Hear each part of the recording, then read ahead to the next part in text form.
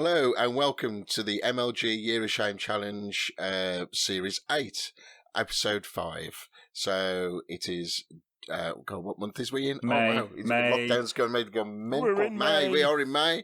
What month is we in? That's a typical Brummy there. Oh, yes. So, well, I'm just going to go straight into it because I'm not as good with my words, as you can tell. And Duane had the best, I think, intro of last month, so I can't match that one. So I'm just going to go straight into it. And you've had a few. I know, no, I haven't had any yet. I've got a glass of wine. That's my first one all night, so I'm all good. That's a tumbler of wine. No. I can't be trusted with wine glasses. I just knock them over, so I have a... That's a pint. If you're drinking that much wine at one go, no wonder you can't be trusted with wine glasses. For the people at home who can't see, he's picked up a pint glass. No pint glass. It's I might do a picture on with it when I post it with the podcast. Anyway, my co-hosts for this month are Dave. Hello. Duane. Good evening, morning, whichever. Richard. Howdy. Fore. Don't stop. Hello. Right then, so we'll just go into... what we've been doing since we last recorded. So let's start off with Packer 5. I like to affectionately call him. Actually, you know what? No, let's bring up this right now. We left last podcast in a bit of a... Well, we started off with Dave confessed to something. We were not happy about his rule, what he was going on about. So then Rich decided, you know what? And we all agreed, we're going to do a poll. And we're going to trash Dave. He's going to go... that works out well for you, didn't it? It'll be like the Jaffa cakes all results, over. Yeah, the results are in, and 18 people kind of agreed with the cheaty Dave, and 5 of us don't. It just shows what utter bullshit democracy is. Remember, no politics. So, Dave, have you got a statement before you bring your introduction of what you've been up to and all that? Yeah, I have actually. So, well, wisdom kind of wins out, doesn't it? Really. So you put this bullshit poll on about digital scratch cards being video games, which everybody knows they aren't. Wow. Yep. Only 18 people. I mean, that's not everybody. That's not everybody. That's not a fair representation of the population. No, but of the 5, there was some ballot stuffing. I'm absolutely sure. Of the 5 people that said I was cheating, 4 of them were you fuckers. Yeah, but I feel we got a kind of Robert Mugabe scenario here, and you were either threatening people in Messenger or bribing them. And also, I would like to add that the poll was done completely anonymously, so people weren't siding with me for any reason at all because they didn't know which one of us had been playing the scratch cards. Well, it's obvious who it was going to be. It was a blind poll. Second thoughts, I should have put your name because it would have swung. It would have, but you fucked up. You fucked up there, didn't you? And the public have spoken, and it has been ruled that I was right and you were wrong.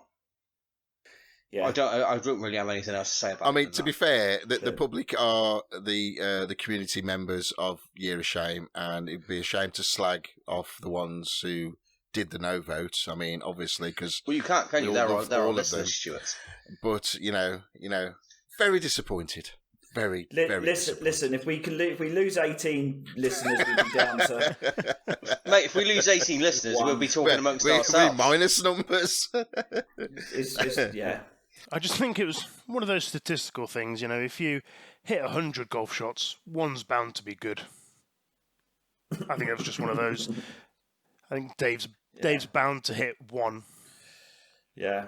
It's his hole in one, so it's fine. Listen. He went. So anyway, do we all concede that Dave is actually right on this one, or are we still holding the line of no?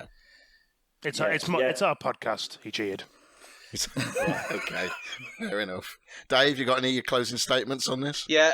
You're a bunch of pricks, and if we weren't into May already, I would be fucking jacking this in, and you'd have to find a replacement. Oh, please, Dave, you can feel free to jack it in now if you want. please. No! Oh, no, It's too late in the day. Yeah, we wouldn't have anyone to gang up on then either. Oh, fair enough, Dave. You win. Yeah, well Right, done, Dave. Thank you. Yeah. Excellent. So what else have you been up to then, Dave? To be honest, I've gone back to work. Work's been really busy. I've just been working and playing video games. Really, that's all I've been doing. I'm obviously not going to talk about video games until we get to Pile Progress. So that's about it for me. Yeah. Have you been watching, reading, listening to anything? Oh, so actually, I've been watching, and I watched, and I'm a couple of years behind everybody else probably. But the other day, I watched the third film in the Planet of the Apes trilogy. Ah, they're great films. War for the Planet of the Apes, I think it's called. Yeah. And people talk about great trilogies of films, and they talk about Star Wars, which isn't a great trilogy of films because one of them is shit. 9 of them. Sorry, mate. I was talking about the only trilogy that was kind of any good, which was the first one. But if you want to include the other two that were really shit, that's up to you, mate. But It's just a technicality. I was talking about the original one. But It's a trilogy of trilogies. it is. It is. But when people talk about great trilogies of films, there aren't that many where all the films are quality, are there?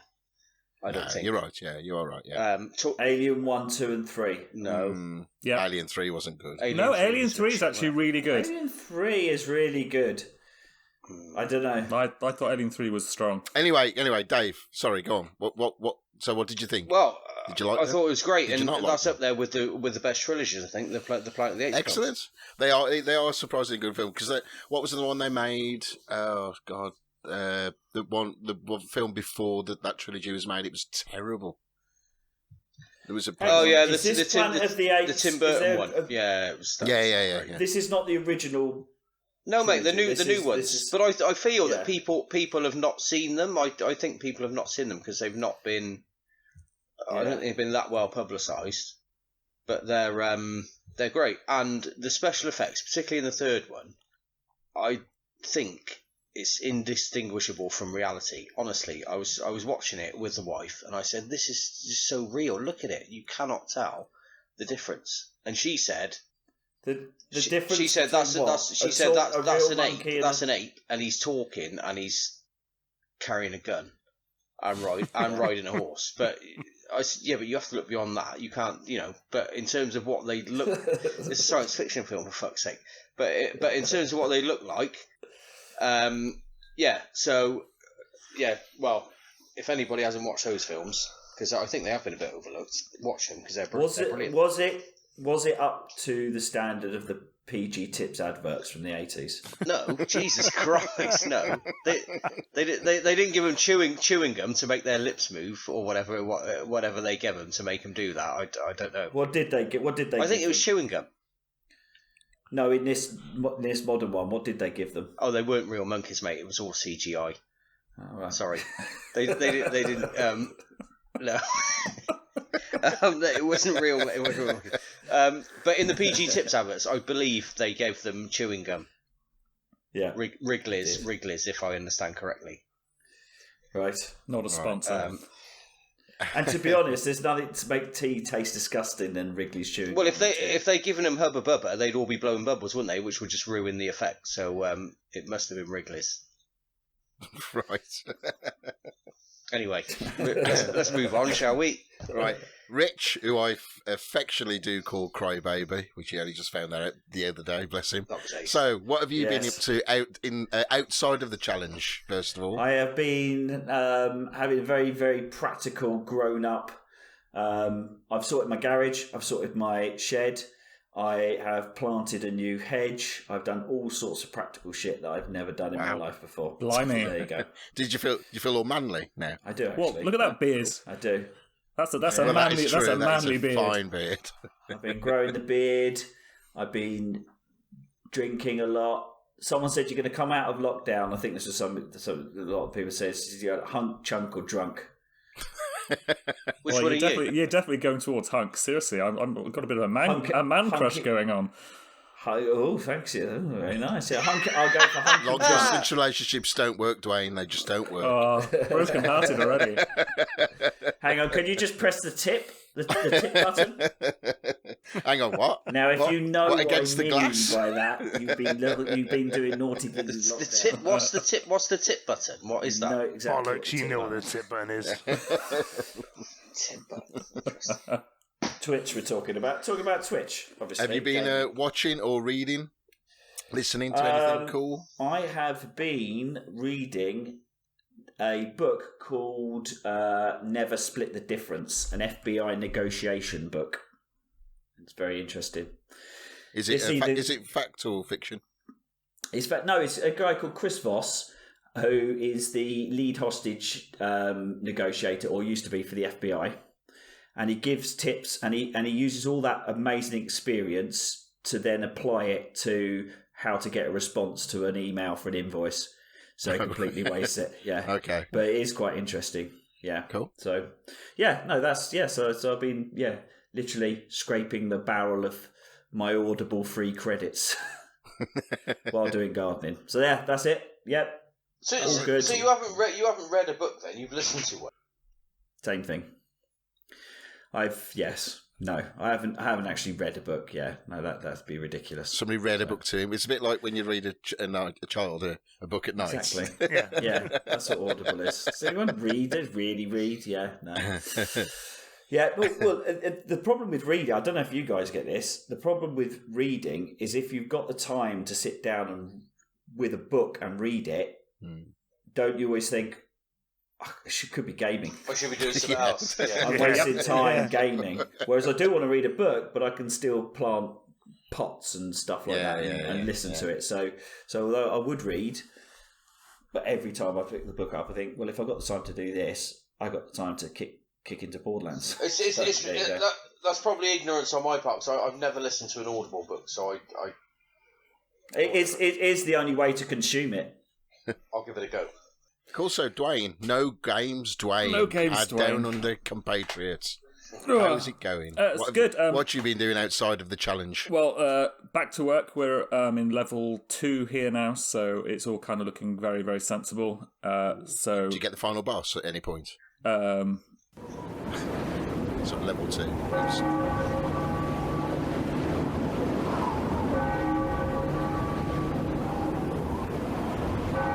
So, back to work. Pretty much back to normal with work. We're still doing social distancing. Malls are open, so it's all sort of going quite well here.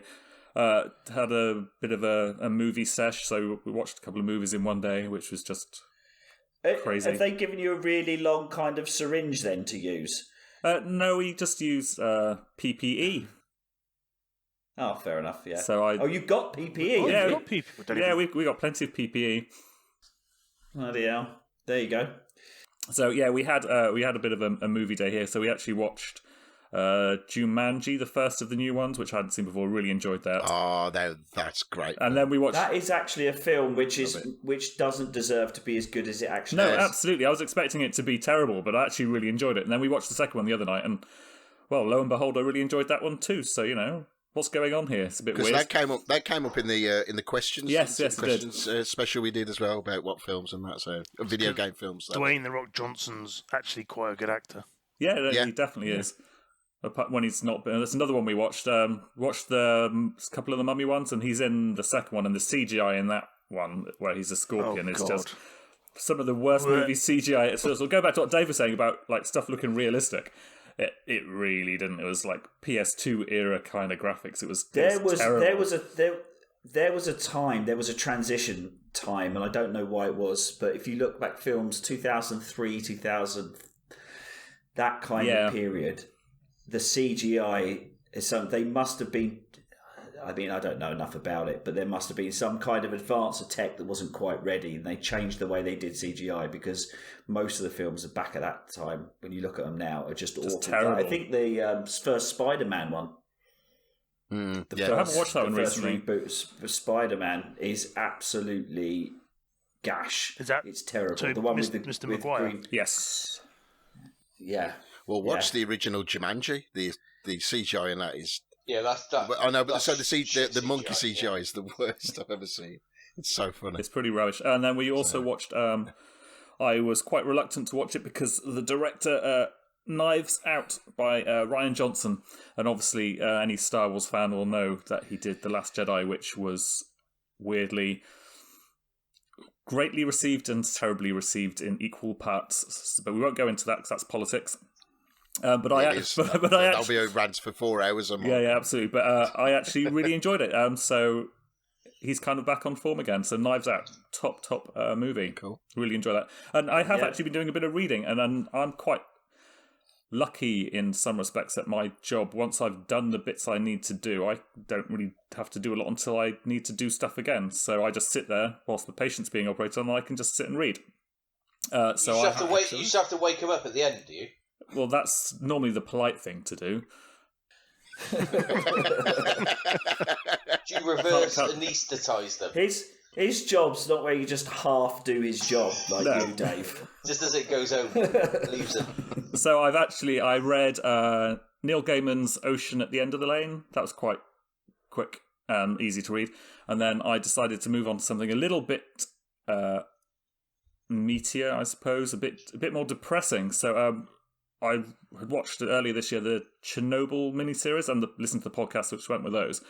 And the guy who wrote it actually recommended a couple of books. So I actually picked up, it's called Chernobyl Prayer, Voices of Chernobyl. I think that's what it's called. And this woman's basically gone around and taken accounts of people who were there, people who were like there the night, people who then went in and did clean up, people who kind of lived in the area. Yeah, that was quite an eye-opener and very, very depressing. So was it a comedy? Only recommend that if there's something you're actually interested in kind of looking at, but it was very, very interesting. And then I've actually now moved on to rereading, because I haven't read it since I was like 18, Dune, because there's a movie coming out later this year, which I think looks like it could be. They're remaking it? Dennis, I didn't know they're remaking it. Dennis Villeneuve. You didn't know that? No, I didn't. Wow. No. So it's a good director, so it should be good. So I'm rereading that. Call it then, Duane, because he's got a good track record, Dennis. He's made some good stuff. He made Arrival, which is a brilliant film. Blade Runner 2049, was it 2049? Which is really good as well. Which is really good. That was great film, that one. Yeah, is he gonna do a good job, or is he gonna fuck it up? Call it. Well, I really want, because it would be such a shame. It's one of my favourite science fiction books. I think it's probably one of the best science fiction books ever written. And I really, really want him to kind of knock it out of the park and just like create this amazing thing, because the David Lynch thing, whilst it was entertaining, was pretty bad. It was awful. Yeah, exactly. I mean, it's trademark David Lynch stuff, so weird as fucking places. But yeah, Patrick Stewart in it. It couldn't have been that bad. Yeah, I know. I do love a bit of Patrick Stewart. Have you seen the original? Dave? A long time ago. I found it a bit boring, to be honest. Yeah, well, it's got Sting in it. It has. And Agent Cooper. Yeah, I remember that. Well, yeah, I remember going to see it. There was a cinema in Cradley called the Flea Pit, and that's where I saw it. It was great. Yeah, but yeah, I'm really hoping he knocks it out of the park, because it deserves to be done well, and I think if it's done well, it's a lot of pressure. It's a lot of pressure. So yeah, that's been me. Cool. Okay, James, the premier project manager of All Those Doors. What you been up to outside of the challenge? Well, because I work from home, and my wife is one of the at-risk people because of asthma, we haven't really done anything. We've pretty much been doing the same that we were last month and the month before, which is bugger all. But what I've started doing is I'm now into the first run on week 3 of Couch to 5K. So nice. Nice. Trying to lose some weight, get a bit fitter. I'm also doing it with my son as well, because he could do with getting a bit fitter and losing some weight. And I found the first 2 weeks all right. He found them hard, and then yesterday was the first run of week 3, and he found it easier than I did, because his young body is getting used to it, and my old body is crumbling. My old body, but not quite as old as you four, is absolutely fucked. was like, oh, you're struggling with this one. How far are you up to now? What's the plan? It's nothing. It's 90-second run, 90-second walk, 3-minute run, 3-minute walk, 90-second run, 90-second walk, 3-minute run, and then 3-minute warm down walk. But you do the 5K in that? No. So you work up to it. Yes, there you go. So you start basically the first week is I think it's you sit on the couch for an hour. Yeah, it's like 60 seconds running, 60 seconds walking, and you do that about 8 times, and then it ups it to like 90 seconds running, 90 seconds walking. And then this week is the first week. It's ticked it up a bit. So 3 minutes running, 3 minutes walking. You do that. So you do 6. So you do 6 minutes in total then. No. You do 9 minutes in total because you start with a 90-second run, then and then a 3-minute run, then another 90-second run, then a 3-minute run with walks in between. So you're going to be joining a Damski in September then? No. If we do all meet on the... That is a no. But I am going to... I've got an aim to not... I'm not one of these knobheads who's going to... Excuse my language, probably shouldn't say that because there's people out there. So I've now just gone... And you start by I am just not calling people knobheads immediately. No, so I'm not one of those people who has decided that I'm going to go let's watch him dig his way out of this, boys. Let's have a listen to this. Go on. I'm not one of those people who's woken up one day and has gone, right, I'm now, after being unfit for pretty much most of my life, I'm now going to go and work my way up to doing a 10k run, half marathon, and marathon. I'm just working my way up to be able to run for half an hour without... So you're doing couch to 5k back to couch? No, it won't be back to couch. It won't be back to couch.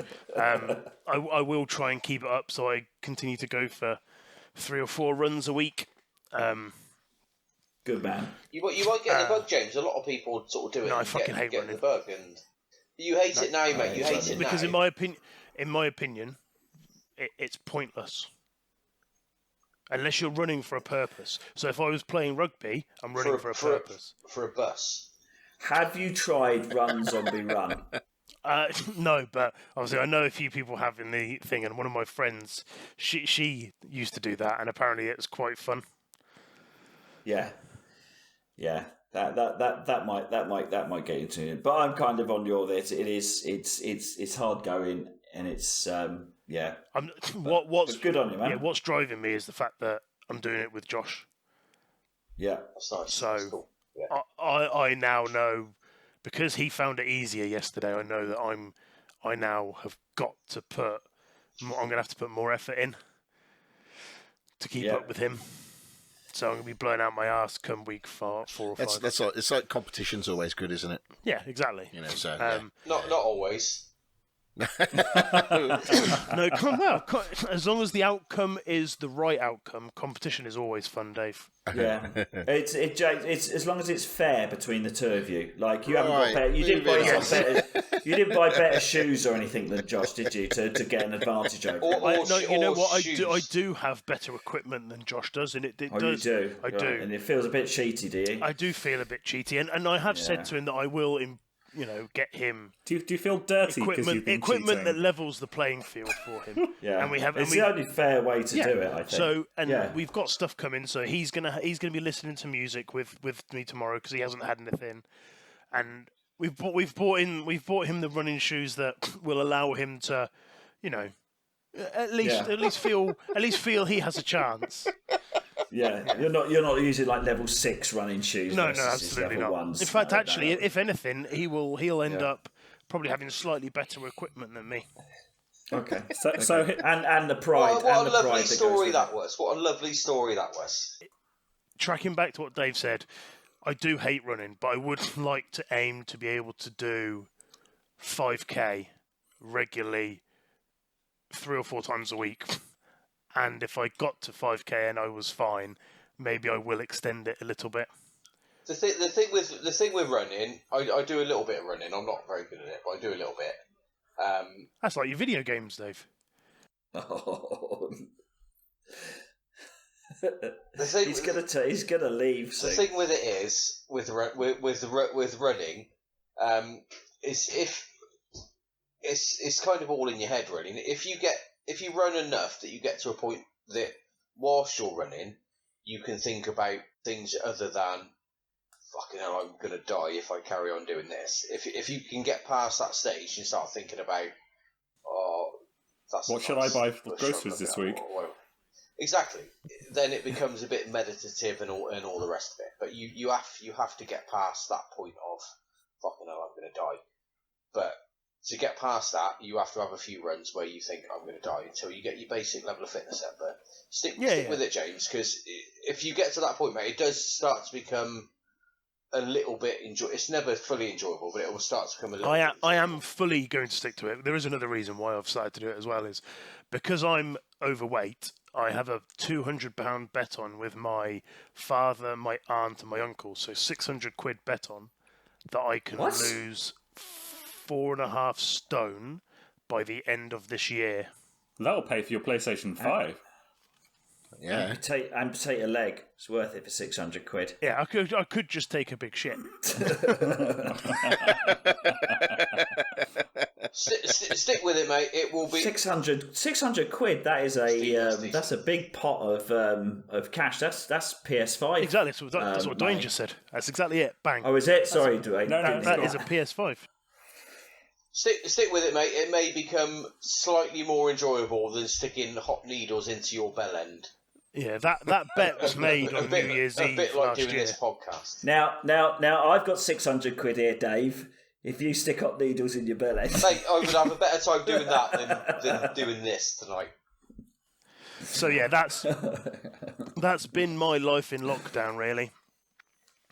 But I'm trying to better myself physically. So, Stu, what have you been up to? So, obviously, I've given everybody's nicknames, and mine obviously is Uncle Santa, so it's unfair to give everybody else their nicknames and not mine. Thanks, Dave. Yeah, but you're quite the opposite to Uncle Santa now. Smooth Santa.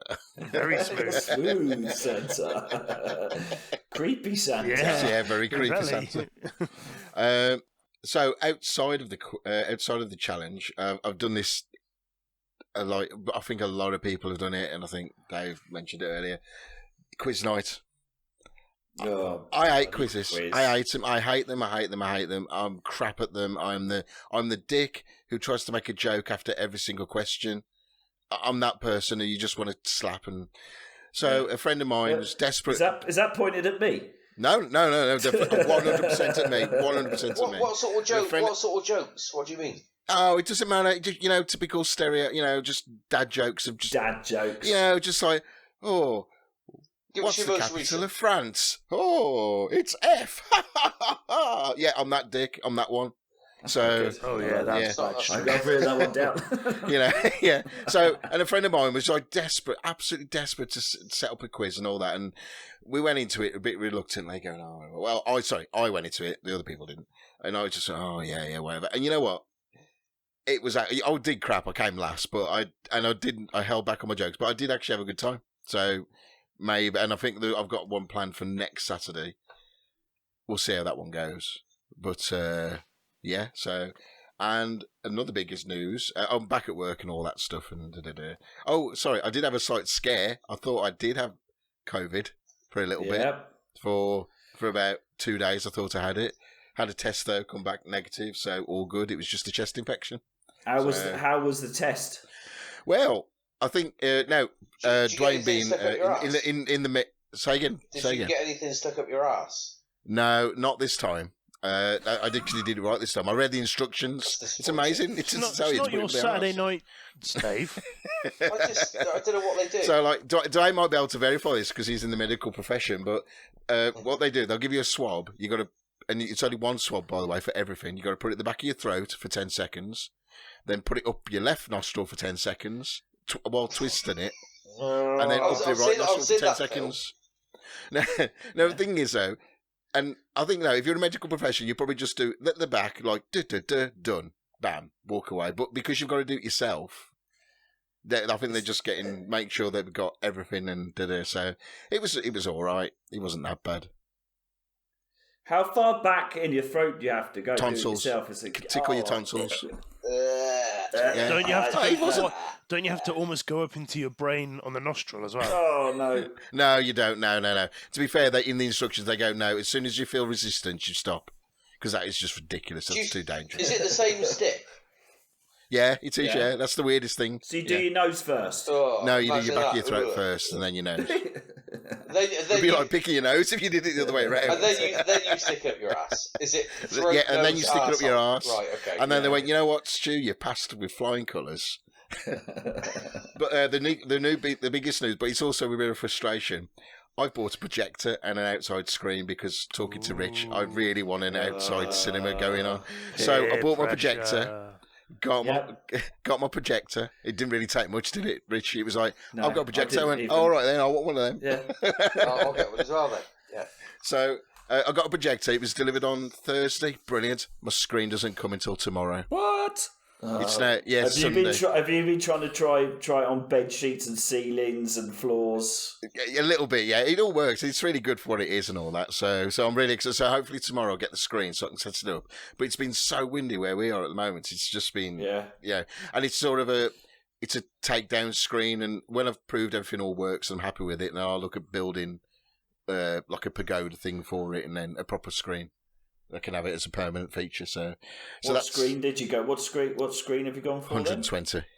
120. 120, 30. Big ass screen. Yeah, it's nice. It's really nice.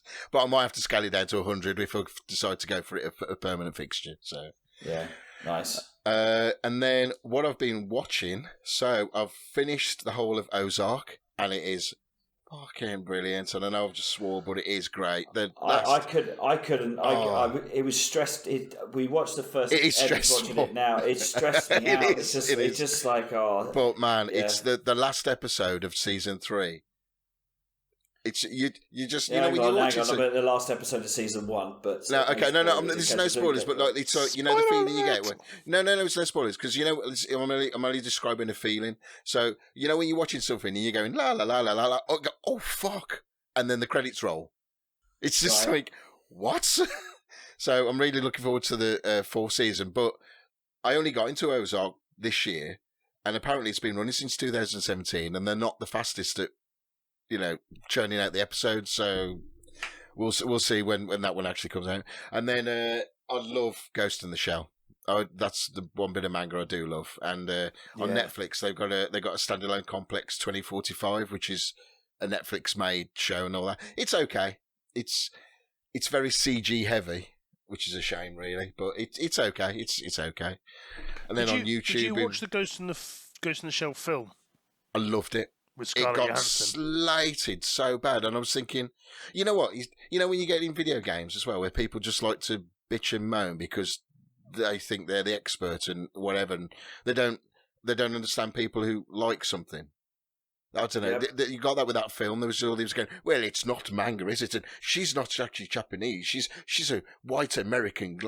It was a really good film. I really enjoyed it as well. Yeah. I highly recommend that film. It's actually. They've got an hour and a half to tell a story. It's not going to be the manga films, which just go on and on and on. They've developed the character and all that stuff. And for what they've done in the time slot they had, I think they did a really good job. And I'm a bit gutted they're not going to make any more. But I doubt it they're going to make any more. Yeah, and then I concur. I enjoyed it as well. Yeah, good. And then I do watch. I watch YouTube. I've got a very regular viewing of YouTube. So I watch a guy called Nostalgia Nerd. He's brilliant. A guy called LGR, Laser Gamer Review, Digital Foundry, and there's a PlayStation-centric guy called Mystic. So I've been watching those, and they're great as well. And lots of Kung Fu Panda and Disney Plus. And when I say Disney Plus, it's basically, I should have just bought the Incredibles DVD. It would have been cheaper, probably. And because that's the only thing on rotation at my house at the moment. It's either Kung Fu Panda, which is not Disney, or Pixar shorts, or The Incredibles. Can I offer a controversial opinion on Disney Plus? Yeah, it's going to be wrong, Dave. It's a bit shit, really, isn't it? How is it shit? How is it shit? It is shit. I'll tell you. With Dave on this one. No, I think what it is, when you've watched everything, the major ones, then that's it. Yeah, there's very little there. But saying that though, I think you are right. But the way Dexter keeps, my son who's 5, keeps on just watching the same stuff over and over and over. You know what? It's fine, and he loves it. He's also watching this. Oh God, this is the worst program. Now, if any parents out there that got a little one, they probably may know this. It's called Ladybug and Cat Noir, or Ladybug Miraculous. Ladyboy. Oh, it's the worst. Ladyboy and what? Ladybug. No, it's called Ladybug and Miraculous. It's terrible, but My loves daughter it loves so that. much. Oh yeah, so you know what I'm talking Fucking about then, yeah? horrendous. Oh, it is terrible, isn't it? But right, I'm going to spoil this because, God, for fuck's sake, have you watched them all yet, James? What, Ladybug? Yeah, I've watched them all. I've watched them all with my son. The last episode, or the last but one, is really dark. You find out this guy who's the evil guy, he actually's got his wife in a tomb, in a room. He keeps on like visiting her going, "We will get their power one day, my love." It's like, what? Okay. Really dark. So lots of that. And podcasts. Our mate, Adam Boy, friend of the show and friend of MLG and all that stuff, he's doing a podcast now called Game Dev London, and it is very good, so highly recommend people have a listen to that. Can I? And also, say again. Yeah, so I haven't listened to it. I concur. I'm definitely something I want to check out. Yeah, it's very aimed at the industry though, so it's a bit. I bet it's very. I bet that. There's a lot of knowledge in that. I bet it's very knowledgeable. Yeah. So he did an interview. It's like the complete opposite of this. Exactly. To be fair, we've probably now turned people off his show because, you know, if they listen to us, they're going, "Oh God, no, it can't be good." Yeah. It is really good. I promise you, it is good. And also, I listened to Colin Last Stand, so I listened to Sacred Symbols and Knockback, which is also another show he does, and another podcast called Band of Gamers, which is really good. There's a guy from Birmingham, a guy from America, I think it's Atlanta, and a guy in Canada, I can't remember where about in Canada. And they all love games, beer, and music. And the show is really clever how it's done. So the first part of it's all about games. Then they have a review of beers. And then they have a review of music. It's really quite cool. So, you know, that's what I've been listening to. Any more podcasts you want to mention that are better than this one, Stu? I've got all of them, Dave. Right, okay. All of them are better than this one. No, but check out Adams. That's the one you've got to check out. If I've got to recommend of my recommended list, Adams, go for that one. Game Dev London. Yeah. Right then. So, last month was a total shit show because of James.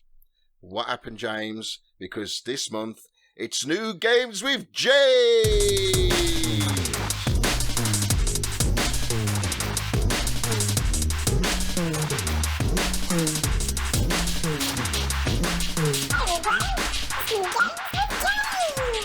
Oh, he's fucking done something, has he? What do you mean he's definitely done, because, you know, I know that there was let us down last month, a minority of people out there who were really disappointed last month. Those people who have young children who can't sleep. This is obviously their go-to. Listen to this fucker, you'll be asleep in 30 seconds. So we have, for everybody out there who loves this section, we have a May look back and a June look forward. Okay. Ooh, any? I have not gone through every game. I have literally just highlighted 3 or 4 from each month, and that is it. So, games that were out back in May. Tony Hawk Pro. What's your criteria for picking these then? Well, I'm doing it, so ones I'm interested in. Or actually, it's not. I full-heartedly thought there might be some structure to it. No. So it's things that I've heard through chatting to friends, or because I watch people on Twitch. So if it's something I've seen a couple of streamers play on Twitch, I'll look at it. It's whatever games are mentioned in the first 3 sentences of the Metro article he's looking at, basically. That's the Metro. So, obviously, what's out now on PS4, Xbox, PC, Tony Hawk Pro Skater 1 and 2. I loved the first one of these. Is this the original? Yeah, they remastered the original. Is it out now? It is out now. Yeah. And it's the sort of thing that I'll buy when it's like 10 or 15 quid. Because I played a lot of the first one. I just wonder whether or not, knowing now that none of us are pro skaters or will ever be, whether it still holds any appeal. Well, the appeal for me the appeal for me was never, because I was never into skateboarding as a kid, ever. I think I just appreciated it, and I still appreciate it now, and I just really, really enjoyed it. Yeah, I don't know. I don't know if I'd have the patience to just. It depends what we've done in terms of a structure. There wasn't a lot of structure to the game, was there? There's like a career mode or anything to do. It was just a score chase. So I don't know. It doesn't tempt me, but it'd be one of those. What was the gameplay like? Was it like really tight mechanics? I never played them. Were the mechanics really tight, or are you asking me a game that's 20 years old or something? Yeah, but what did it feel like to play? Was it really? Did it feel back really in the nice, day? It was. I think when it came out, it was a very, very, very popular game when it first came out. But obviously, if you went back to it now, I'm sure it would play like a shower of shit. Yeah, so they've just done it's a total remaster, like or just a spit and polish reboot. It's the same game, and they've just brought it up to date. But I haven't actually seen any of the gameplay. It's ground up. I think it's ground up remake. It's not. Yeah. Like Burnout Paradise. Yeah, which ironically is not one of the games that are on here, but that's out on the Switch. I think this month. Yeah. Another game that I've seen, if you're interested in these sorts of games, is a game called Crucible on the PC. Okay. I don't have a PC, but this is a sort of game that obviously interests me. It's free to play. It's it's not a first. It's a third-person shooter. So the camera angle is very similar to Gears of War, but the gameplay or there's characteristics of each character and abilities. It's quite similar to Overwatch in that regard. Right. They have different game modes. There's a 4 versus 4, where you have to capture something, hold it. It's called Heart of Hives, and you have to capture it, hold it for a certain amount of time, and you get a score, and you have to first to 3 wins. There's an 8 versus 8 battle where you hold the most resources. It looks very much like a sort of a what were those COD games where you have A, B, and C? Domination, similar to that. Right. Okay. And then Battle Royale of 16 players in teams of 2. If you like, what is it, like a Counter-Strike? No. It doesn't play or look anything like Counter-Strike. There's a game later on that does. Okay. It doesn't look like Overwatch because obviously it's sort of over the shoulder, but it looks like it plays like Overwatch. I was watching somebody play it on Twitch yesterday for an hour or so, and it looks quite good. What I liked about it is the characters are very varied. So if you're a sniper and you get caught getting bashed by somebody who's a melee and up close and personal, you get annihilated in like 2 or 3 seconds. Right. It has your standard all-rounder Soldier 76 type person who's good with just an auto rifle. There's healers on it. It looks like a game that I would enjoy. It's just a shame I do not have a PC. So instead of picking a loadout, you pick your character as your loadout. Yeah, so it's a bit like the character has various, and then like it's kind of paper scissors stones. Like you're weak at this or strong at this. Yeah, and then it's about team balance. It's just like Overwatch, really, in that regard. Yeah. So it looks like a good fun, but it does look. You do have to have a balanced team, just like in Overwatch. You can't have an all-out attack type team because you would just get annihilated. You actually have to have a balanced team, and it looks like you actually have to have a play with a bit of strategy. You can't just go off on your own. So I'd be shit at it because that's how I usually always play my first-person shooters. I just wander off and. So if you're into those sorts of games, I think it would probably be a good game for you. If you're not, then obviously you wouldn't. It sounds like the same kind of. It does sound like Overwatch, doesn't it? Yeah. In terms of what you're psychologically getting out of it, it's like I'm with a team game. Problem with those games is that once they go online, if you're playing with you're so beholden to the rest of the team strategically that it can be really frustrating unless you're playing with an actual team. Yeah, unless you're playing with people who stick to their roles. Yeah. Or are half decent, yeah. There's nothing worse in the games like that than spawning and dying every 5 seconds. Yeah, I think I can give that a miss. Me too. Because it's free to play. That's the only thing I would buy. Oh, so David probably into that because of the gambling mechanics. Yes, in there? yes. Yeah. Of course, yeah. Now, listeners, you couldn't see that, but he just slapped his head back in absolute disgust. He's either going to kick off at us in a minute. You've been proven wrong on the fucking scratch card thing. 13 to 5, and you're denying it. You're like climate change deniers or something. You've got evidence staring you in the face, empirical evidence, and you're just choosing to ignore it. Yeah, but the test subjects were a bit, dubious. We do think you've had something Our to do own with this. Our own listeners. Well, that's fine. Our own listener. Moving on. One last thing to say about Crucible game is it's Amazon Video Games' first foray into video games. No, that is interesting. That is the only interesting bit of the whole thing you've actually said. Why would I break tradition of New Games with James and make it interesting? Why? Oh, what makes it Amazon? Just the development of it. It's not a platform. It's not Amazon platform. No, it's not. They haven't done a platform. They've paid for it. Have they? They put the money in. Yeah, exactly. They've put their name to it. Next one. It's not out, but because the demo's out, I wanted to mention it because it just looks like fun. Is the Iron Man VR game? Yes, I know the game's not out till July, I think. And I've been so tempted to break the rules and even put the demo on. It looks just when you first go in and the Iron Man suit light comes on and there's different HUD displays for the Iron Man suit and you're shooting your energy bolts out of it. It looks like so much fun.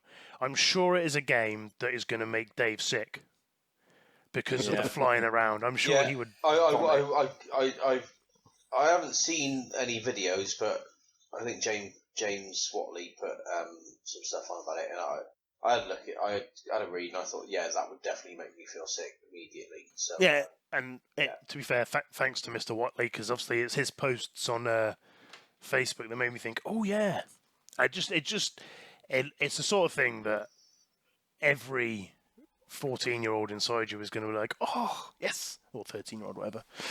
Looks really good fun. Really good fun. I'm 47 and I'm doing that. So. Oh yeah, exactly. So,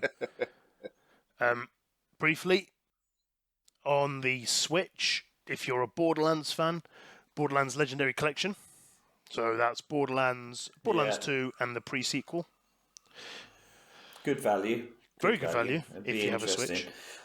Yeah, I mean, I'll talk about it later, but having been jumping back into a bit of Borderlands, I don't think my eyes and brain could handle the size of the screen with the amount of nonsense that goes on in that game. Listen, mate, I played Borderlands 2. I played it on the PS3 as well, but I played it on my Vita, the whole lot, with all the DLC. Oh, you did? That was hard. Yeah, my finger was like... Yeah. It was great, though. I enjoyed it. But... How much is that, James, on the Switch? Do you know? Don't know yet because it's not out. It's not out till May the 29th. Okay. So I don't know. I don't have a Switch, so I thought you were going to. Anyone who has a Switch. When you were mentioning Switch, I thought you were going to mention the Real Mist, which has just been released on Switch, which I was kind of like, ooh, but then I've played it, so I'm like, I'm not going to jump back into buy a game I've played before, so that just seems a bit silly. The important thing to remember, Duane, is this was things that I might be interested in. Oh right, yeah. Sorry, I forgot. And I have a very, very a very small selection of things I'm interested in. James, you are going to mention that BioShock is also released on the Switch, which is a phenomenal game, and if you don't like it, I don't have to mention it now because you have. However, I will admit to something. I have never played a Bioshock game. Oh, mate, just play Bioshock 1. But First one. I've seen people Amazing. play it, and I've seen videos, and I've always sat there and gone, that looks like a game I'd really like to play. Right, January the 1st, I'll post you the disc. I've got it on PS4. I'll post it to you. Has he missed the window? Why is it so good? Why is it any? Is it just a storyline? It just seems like it's an Outer Worlds Fallout. Right, so we're going to touch this when we hit our pile, but might as well, as it's obviously relevant to the conversation now. I've actually started playing Bioshock 1 this week. And you've played it before. Yeah, I've played it before, but I just thought, I just want to sort of dip into something after finishing the other thing. Yeah, I just want to sort of dip into something not too challenging. After finishing all your games, after finishing all my games. Careful, Duane. Well, you find that one behind game, the sofa, was it? You're fuck me, I've run out of game. I'll have a look behind the sofa. Oh, there's one. There's one. It's just sort of like sitting there. So yeah, it's just an amazing game, and it's not that I wish to spoil, but it has one of the best game twists. Yeah, it has. Ever. It's more of a feeling. It's just the storytelling's really good. The environment's more than really a feeling. Thanks. Are you singing Boston? I was singing Boston. He said more than a feeling. Oh, okay. It's just it's just that feel. It's that kind of that environment that it's a very sort of interesting world that's being created. It's just so immersive. Just a brilliant game. Absolutely loved it when I played it. If you only ever play one Bioshock game, just play the first one. It's incredible. I will probably play. Well, I say that. Let's be honest. I'll probably buy it and then it'll sit there for 5 years. Listen, you can do without going trophy hunting, because I've got the platinum in it, but without trophy hunting or anything like that for it, you can do it in about 10 hours, 12 hours tops. That makes no difference. It's to a me, relatively short game. You should know this. Okay. That makes no difference to me at all. If it doesn't have 3 letters and it's only a 4-letter long word and 2 of those letters are F, I'm not interested. But anyway, it'll be a second wave of a pile of shame. Yeah, we'll just start him off. That's all you'll do. January 1st, 2021. Anyway, let's not discuss what I've been playing until. No, it's not that time. It just felt relevant to the conversation. But yeah, Bioshock is an amazing game. Controversial opinion. I actually thought Infinite was as strong as Bioshock. Bioshock 2's but Infinite stayed with me after I finished it for about a week. I just kept my brain kept going back to it. So they're just brilliant games. I liked it. Last thing I picked out for May, out on the 31st, and I didn't pick it because I'm interested in it. I picked it out because I'm sure it's going to be absolutely bollocks. But I picked it out for laughs, and I shit you not, Fast and Furious Crossroads. Who now? What Crossroads from the 80s? The sitcom in the not sitcom, no. soap opera. Take away Crossroads. It's Fast and Furious. Benny driving a really fast car, right? Now, if you had said it was a Crossroads game, then I'm thinking, do you know what? I kind of have to play that. Fast and Furious. It's just Burnout Paradise, right? That's all it will be. Video. It looks horrendous, but they've actually gone to the effort of having Vin Diesel in it, Michelle Rodriguez, and Tyrese Gibson. They're not playable characters, voice acting, but they're in it. Yeah, they're voice acting. Their real voice is not an actor. Yeah. Oh, yeah. No, they are. I listened, and it's their real voices. Wow. It looks. Yeah. From what I saw, it looks just like one of the newer Fast and Furious films. Lots of cars, lots of explosions, lots of street races. Bullshit, basically, is what it looks like. Yeah. However, I will own up to something, even though those films are fucking awful. You quite fancy it, don't you? Oh no, I do not fancy playing this fucking game at all. Right, okay. But because those films, even though those films are garbage, I will still watch them if they are on and I've got nothing else to do. Oh yeah, definitely, yeah. They're easy ones. Yeah, exactly the same. I feel exactly the same. Yeah. So we're moving on to June. I'll admit I've never seen a single Fast and Furious. Same. You're not really missing out either. Don't worry about it. No, you're not. I think I saw about half hour of Tokyo Drift because it happened to be on television. Oh well, that is the worst one. Something else. It is, but you know. And I was like, yeah, there's nothing in this for me. It's awful. So moving on to June, out on the 2nd, a game called Valorant. This was the other game when you were talking about CS:GO. This looks just like CS:GO, but futuristic. And CS:GO has always looked boring as shit to me. whenever I've seen people play that game. What is CS:GO? Counter-Strike Global Operation. Oh, right. Okay, that's the short right. Which is a okay. What did you say? Dad, can you play the game for me, Dad? I'll play it for you. I thought... No, he talked to me about it, Valorant. He said he wants that game, but I think it's PC only, James, isn't it? It is PC only. You're right. Okay. At the moment, it looks awful. But only because I'm not interested in the game. It looks like a cross between Counter-Strike Global Operative or Operation, whatever it is, and again Overwatch. Yeah.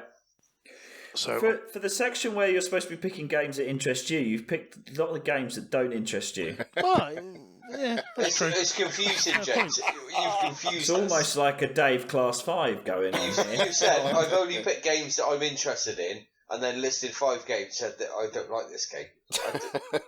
Which does make confusing. it suspicious that you really did take the top 3 games that you saw in the Metro. He did. No, that's bullshit. Tony Hawk Pro Skater is something I'm interested in. Crucible I would like to play. Iron Man VR. enough. Borderlands. I've never played Borderlands. I have a Borderlands game. Wow. But they've always Which interested Borderlands have you got? me. Oh, okay. The Handsome Collection. Okay. I have as well. That's So if interesting. if it's on your list, mate, I'll co-op with you because I need to do the prequel. I will I need to agree. finish I that will one agree to that because, well, we'll get onto piles later. And then, the next game that looks quite interesting, game called Disintegration. Okay. Platform, point of it. I was just wondering, and it sounds like none of you have heard of it. Never heard of it. So it's out on the PS4, What's it called? Xbox, and PC. Disinterested. Disintegration. Disintegration. Sorry, James. Carry on, mate. Freudian slip. That was for Dave. Freudian That was slip. funny. Come on. That was good. But let's don't forget, Dave. Dick's coming up soon. So it's made by Interactive, and it's published by Private Division, who published Outer Worlds. It's out in just over 3 weeks. It's a sci-fi first-person shooter. So it's an, as all these sorts of sci-fi things are, it's an end-of-the-world type thing. I'll give you a quick synopsis of the character you play. So, scientists have been able to remove people's brains and encase them into robotic armor, like bodies. This process is called integration, and that's where disintegration comes from. Okay. It's meant to be temporary until you can fix the world and all that bullshit, but the power of having a robotic body obviously has got into people's heads and they don't want to go back now because they feel they can take over the world. You play as one of these people who is now Let's call them RoboCops. I was thinking RoboCop. It doesn't look anything like RoboCop. Do you know the Exo male characters on Destiny 1? Yes. Yeah. Yeah. Looks like them. Okay. Anyway, Okay. so those people who want to take over the world are called the Rayon. You are now an outlaw of the Rayon, and you want to become human again, and you're leading a band of people who want to become human again. It looks really, really interesting because whilst you're fighting with people on the ground, you're sort of in a, I wanted to call it a sparrow, but it's not. It's like a sparrow from Destiny, but it's sort of got wings. It flies a little bit higher, and it's got cannons. You look like you got Okay. 4 arms. I'm just looking at the But video now. You know you got like 4 arms on it. But the cannons fire, and they have different abilities and stuff like that. But it looks like a really, really interesting game. There's a single-player campaign.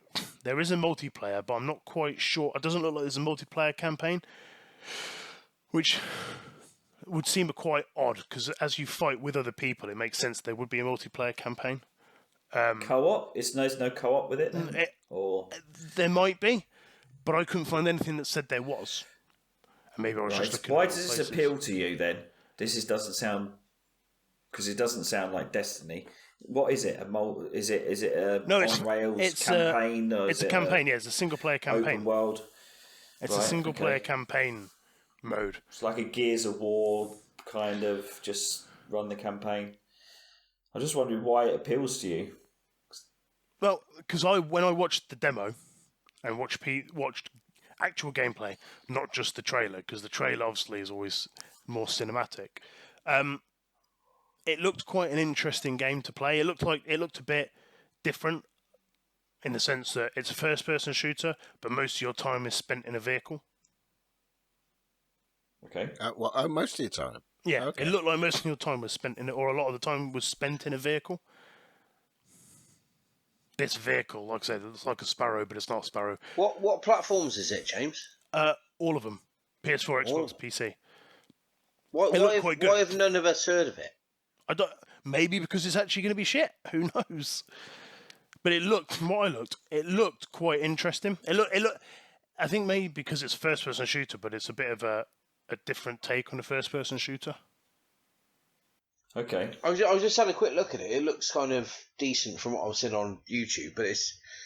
Well, have you guys heard of it? I've never heard of it. Not heard of it. No, neither had I until It's unusual, isn't it? It's unusual. Until I looked earlier this week, neither had I. So, Okay, yeah. Sorry, mate. Sorry. No. If you want to say something, say something. No. I was just going to say, it looks like a AAA sort of game, really. It's just odd that it's... Well, like I said, it's been published by the people that published Outer Worlds. I don't really know because in all honesty, I've never actually seen Outer Worlds played. There you go. There's Resident Expert on Outer Worlds, leading on to which Outer Worlds comes to the Switch on June the 5th. Interesting. Does it? I've got a Switch, but that's really interesting. All right. Okay. And I have no idea how good that game is. Dave? It's great. It's good. It's ace. I loved it. It must be. I loved it. I've talked about it enough. You guys have berated me every time I've talked about it. But it's fantastic. If you're willing to pay the Nintendo tax, it probably costs £15 more than it does on any other platform. True. If you're happy to play that, then crack on. It's great. 2 more games to mention. First one, another remaster, Command and Conquer. Did anybody play Command and Conquer? Yeah. Oh, yeah. Yeah. And Red Alert and all that stuff. It is literally, it is exactly the same. It's isometric, and they've just updated the graphics. That's mad, though. Surely now that's a very basic game, because haven't you got, what's the big kind of games like that now? Where they don't care. Okay, I thought they'd be quite basic, yeah, because I thought there'd be a lot more games like that out with a lot more complicated systems. But there's not really, because people have moved on from those sorts of games, haven't they? No, but yeah, it's farming simulator. No. Okay. I enjoyed the first Command and Conquer, but I was more of a Warcraft fan. I liked Warcraft 2, for example. I much preferred that. I thought that was much more interesting. That's a game from a distant past. It is. Warcraft, Jesus. If they remade Warcraft, I'd go buy it almost straight away, I think. Yeah. And yeah. Like Dawn of War, was it Warhammer? Dawn of War, that kind of thing is probably the last game like that I played in RTS. But Command and Conquer, and then watching people play StarCraft 2. Yeah, I just gave up then. Because it's a bit like Fortnite. Once you see someone who's really good at it, it's horrible. And they're talking about what's the metric they all use? It's actions per second, APS. And so basically, it was so they talk about how many actions per second that they could handle, and people would be like up to like 90 actions. Or something, or 90 actions a minute, or 100. I don't know what it was, but it's like Fortnite, you see someone building, and you think, Jesus Christ, I can never get there. It's broken it for me. That's exactly that was what happened with me to Fortnite. So, in the last game, out on June the 19th, The Last of Us 2.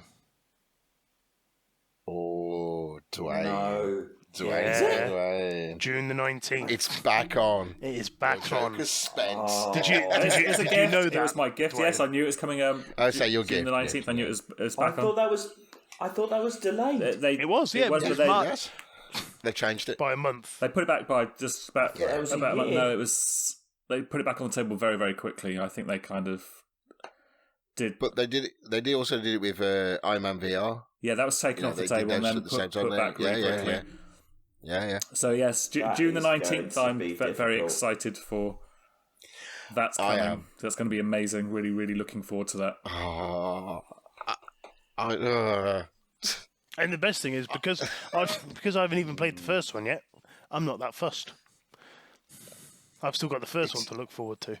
It is. Yeah. Oh, without overhyping it, I really hope that people haven't overhyped it too much for you. I love the game. I think it's incredible. No, like we said last month when I'd done Horizon Zero Dawn, that was hyped for years because obviously it was literally years till I played it, and I loved it to the point where obviously we'll go on to piles, but I've dipped back into it again this month. Oh, really? Yeah, back into Horizon. Yeah, mainly today. Because I saw my son playing it yesterday, so he put it on yesterday. And I went, oh, fucking hell, I really want to play that. But I never got the opportunity to play it yesterday. So I stuck it on today. Okay. And I went through and found the settlements that I hadn't unlocked, the side quests I hadn't unlocked. So you're getting closer to platinum. Not all of them.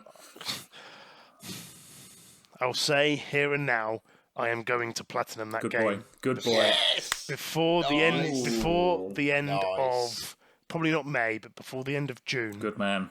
That game will be platinumed. Oh, James, you've changed. Yeah, I think that little break I had away, because I still haven't done the Frozen Wilds part yet.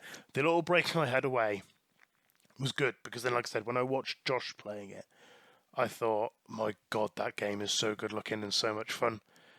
And when I went back into it, I was with a little bit of trepidation. I thought, yeah, cool. I'm not quite. Right, are we encroaching now on the pile progress now, though? Yeah, but there was one more game that was out, which I'm surprised James hasn't mentioned. Actually, it's on the Switch. It's called What the Golf, and I think given our sort of like for golf games at the moment, I thought he might have mentioned it. I did. No. I quite fancy that. I'm not gonna lie. I did see that when I was looking earlier today, and I looked at it. I thought, the reason I didn't put it on the list is because that game looks fucking awful. Oh, I've not even seen any screenshots. I only looked at screenshots and I thought, no, I can't. But I really wish I had looked at that game and had a big list of how good a golf game is and how much fun a golf game would have really been for us to play. Yeah.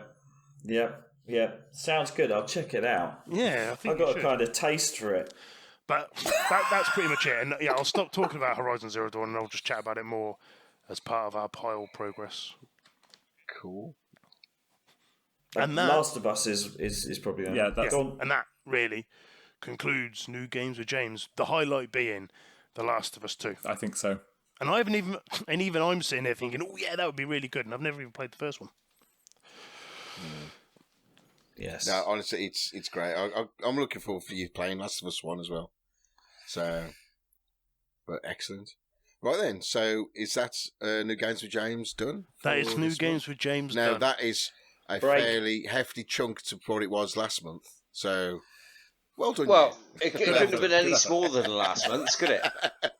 I'm not going to lie, I really enjoyed last month. I thought it was excellent. I thought it was the best. Actually, it was. It was. Yeah.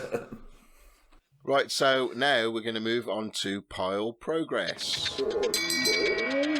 Shame. Shame.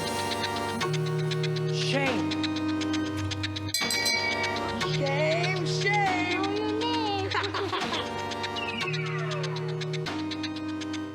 James, tell me all about your piles. How has it been going this month? Oh, well, shit. But, so I'll just carry on from what I was saying as part of New Games with James about Horizon Zero Dawn and definitely going to platinum it. What have you got? Because when I looked at the Horizon Zero Dawn progress I had very few trophies, surprisingly, and I thought I was a reasonable amount through it. What have you got to do to platinum? I haven't found all the Banuk figures. I haven't done all the... and all the, what was the other ones? There's Banuk figures, there's those metal flowers you've got to pick up. I obviously haven't done the Frozen Wilds, not that that's part of the original Platinum. No, you don't need that. So I'm not entirely sure what it is I have left to do. I wasn't concentrating on the Platinum. The decision to Platinum only came hour or so, or half an hour before we did this show. You're at 87%. Okay. So I'm just looking at you. Have I? You're at 87%. Wow. And So you need to... Has he got the one for all the skills? No, all skills learned he need. Nope. I've got 2 more to do. No, right, then if you've not done it by now, you're going to have to do that. You'll get that when you do the DLC. Yes. That was my problem. It's like in Spider-Man where if you don't do them in the right order, if you don't have the DLC, you're screwed. Or you've got to restart the whole game again and do it all You have to. Well, you could do it, but it would be a long time of hunting and killing. Yeah. Just do a couple of. But couple, why? Couple of missions. Why is? Because you need to get the points, the skill points. Yeah, I know that, but why would you not be able to do it without the DLC? Because obviously the Platinum existed before the DLC did. But it's, you don't get all. Yeah, you don't have to get all of them. You have to get a certain type, I think, or a certain run. And so if you put your skill points into something else, like in Spider-Man, I think you had to get all the costumes, and I didn't want to get all the costumes. I wanted to get something else. And by the time I finished the game, I didn't have all the stuff. So luckily, I had the DLC to play. So then I could, that was one. Yeah, that was the one I was waiting on for my Spider-Man DLC. You need to clear all your bandit camps. And I loved the bandit. Have I not done all the bandit camps? Oh shit! I thought I had. You need to find all your vantages, all your metal flowers, all your Banuk figures, all your ancient vessels. Yeah, those 3. It's your guide for that. You just need to buy the maps. And when you finish the game, you have to have all the allies joining you for the end section of the game. But that just means you have to complete certain missions to get that to pop up. Oh. But you've rolled credits on it, James, haven't you? I did. You can go back and do the last mission. Yeah, you can. Yeah, you can which go back. And then so you can go back and do those missions. It helpfully, and it's good, it does this for you, is it saves the game before your last mission. So when you do roll the credits, when you go back in, it puts you in literally just before the last mission, so you can go off and do all the other things, and it gives you the option to either go into the last battle or go and finish other things off. So I can go and finish other things off now. And when I went back in today, I went back in with trepidation of, am I actually going to enjoy this, or am I in 5-10 minutes going to go, this is fucking boring, why am I doing this? And I actually got told off by my wife because I wasn't paying attention to my kids who were in the pool outside. Drowning. No, that's when a game's really got you. So, and you could just completely just allow kids to Drown. play with danger. I wasn't going to say that. Thanks, That was a bit harsh. So yeah. I am absolutely going to platinum that. One of my aims is to platinum that and platinum the Frozen Wilds before June. So you're going to try and 100% everything then? Yes, because I've really enjoyed it. Then you've got to do New Game Plus then to do 100%. So are you willing to do that? Yeah, because I've really enjoyed it. No, that's ice. That was ice. And because I will be essentially badass, I'll just be able to rip through the New Game Plus really quickly. Yeah, you just don't bother with side missions. No. Just go mainline it and you're done. Wow, you have changed. That's amazing. However, for the better or for the worse? Because you called bullshit on doing the New Game Plus last month. Said, why would I do that? 20 hours. I did, you're right. But then I was just coming off the back of having spent 80 hours or 70 hours in that. But yeah, I'm going to do that. What is it then, James? What is it about that one game that's driven you to do this? Tell you what, Dave. Why don't you just play it and find out? I've played. Well, he has played it. Yeah, but actually persevere with it. Don't just kind of go, "Oh, this is boring," and like bin it off like you do pretty much every other game you play. Actually, kind of like build up your skills and actually. But it's true. But actually, then sort of get into it and actually kind of live in the world. It's an amazing world, an absolutely amazing world. I've tried twice, and I just can't get it. It's odd though, because you really like Assassin's Creed games. Yeah. And it is a lot like an Assassin's Creed game, really. And I was just wondering why it didn't sort of click with you in that way. Is it because it's robot dinosaurs? You just think I don't want. Well, James is talking about it. It's James is saying I don't like it. You guys like it. I don't. No, I'm happy. I'm happy with that. I don't want to labour it. I just I'm just asking James what because he doesn't normally play this sort of game. So I'm asking him what is it about this that game grabbed him. Yeah. In answer to your question, it's very good looking, even now, even though it's a few years old, and it's very. The controls are very slick. It's very easy to control. It's not as long as you're not, as long as you're aware of your surroundings. It's not. You can't get yourself in a bit of a confusion of to where you are if you're in the middle of a battle. The way the camera works, it works nice and smoothly. So when you want to run one way, it's easy to run this way, move that way. It's just really slick. It all flows. It's really, really good. It's the different ways you can tackle some robots. Like now, if I want to kill a tiny robot, I can either shoot it from 500 yards away, or I can just walk up to it and stab it. I've got choices. Taking down big robots is still fun because there's still different ways you can do it. I just really like being in that game, and I really, really like the story as well. What I did find is with these other games that you have, or these other quests that I hadn't unlocked, is you don't forget is the main character, how she has very little time for bullshit, but she has a very high compassion threshold. I think as a main character, I really like Aloy, the main character. Agreed. I think she's a very complex character. I think she's a very, very good main character. One of the best I've taken control of in a video game for a while. Oh wow! Very astute to go that deep psychologically to describe the main character. It is. That's an awesome answer, James. Fair play. She's got a short skirt and like a tits. Yeah. No, it's nothing. He's changed, Rich. He's kind of. changed. He's a different man now. But outside of Horizon Zero Dawn, I've done fuck all. I've done nothing else. This month has been a FIFA month because they're doing Team of the Season, and I've got back into Call of Duty Warzone as well. I've played that quite a bit in the last week because that was your Joker. So yeah, I thought you'd abandoned that. Although I haven't been on with you for quite a while, but we'll find out why. So yeah, I haven't done much else game wise. Okay, then Dave, what you got? How's your pile progressing? I've had a nice month actually, and the reason I've had a nice month is I've been playing through some video games with my kids. So nice. it's been pretty good. So actually, first of all, I played through this is for myself. I played through Limbo. Nice. Which I never completed that game. I think we talked about last month or the month before. Yes, I played inside, and it was like because it's the same guys. It's that kind of left to right. That's right. Play Dead, wasn't it? Yeah. Yeah. So that made me go back to it, and I'd played a bit of it before. It made me go back to it. I finished it off. I finished it in an afternoon. To be fair, it took short but sweet 3 hours or so. It was nice. It was.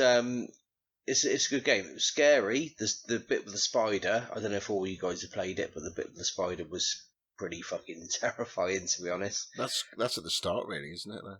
Yeah, it kind of reappears. It reappears a couple of times as well during the game.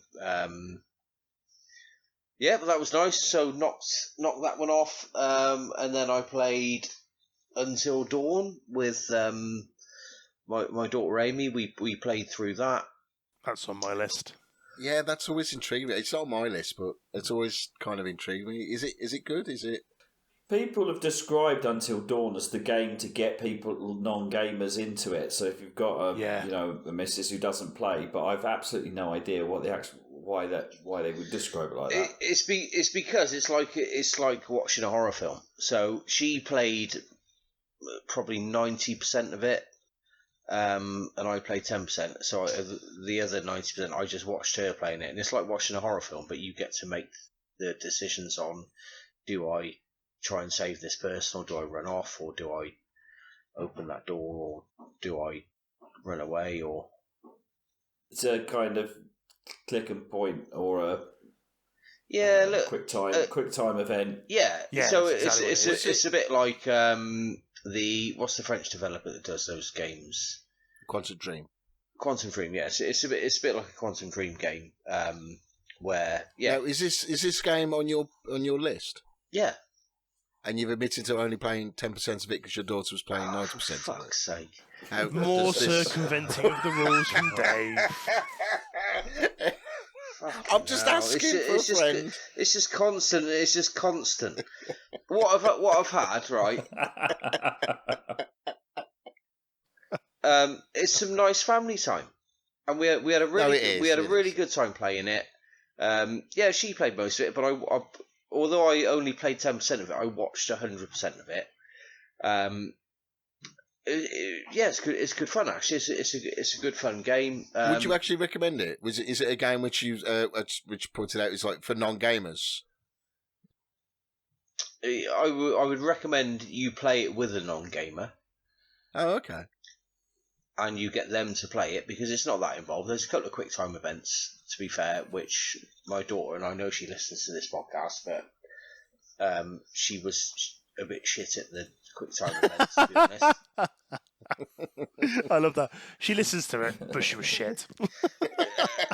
I'll rephrase that. She was not the best at the quick time events. She's 15. Oh, she was not the best at the quick time events. But it doesn't really get much more involved in that. So if you're not, there's not loads of mechanics and everything else you've got to worry about. So yeah, it's nice if you've got someone in your family that's not really a gamer and you want to kind of play video games with them. This is the game to play. To be fair, Dave, I'm not surprised she's not very good at QT events because you're shit at games. Full stop. So she didn't really have any hope, did she? Anyway, anything else on your list? I love you, really, Dave. So, he's not responding. I'm not. anymore. I'm fucking not now. No, it was good. It was good fun. There are parts of it that are grim, if I'm honest. So if you're thinking I'll play it with my 10-year-old, I wouldn't. Because... I've seen parts of it, and I would love to play that with my daughter because for whatever reason she likes really gory horror shit. But no, she's only 8. She? 8. Yeah, There's no way I'm playing it with her at the age of 8. What gory horror shit does she watch then if she's 8? So let's put it like this: she wanted just before bed, just now. Well, I'll say just now, a few hours ago. She wanted to watch people zombie apocalypse. No. She wanted to watch people having accidents at work where they were losing limbs. Where the hell is this content? Fucking hell, Jesus Christ! On YouTube. And word for like word. real life stuff. Yeah. And she was like, "Oh, this is going to be good." Okay. I love my daughter beyond belief, but both my wife and I. But you would sleep with one eye open every night. looked at each other and were like, "What?" Is this YouTube content, or Yes. she found some of your old videos, or what? It's a dark web, mate. This is his dark web stuff, I think. Dark web. Jesus Okay, Christ. that's fine. Anyway, sorry, Dave, carry on. Yeah, so fucking hell, James. So anyway, yeah, that was Until Dawn. Right. Then I played by myself. I went back to Tennis World Tour. Is it still shit? I'm going to have a bit of a rant now, to be honest. It's not often I take against a game. Yeah.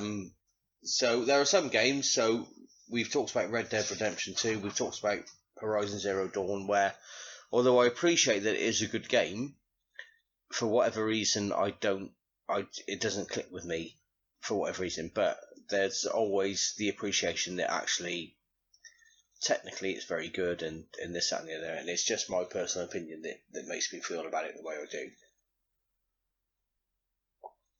However, which one landed for me? Which one is what is World Tour? I think I had it on the Vita.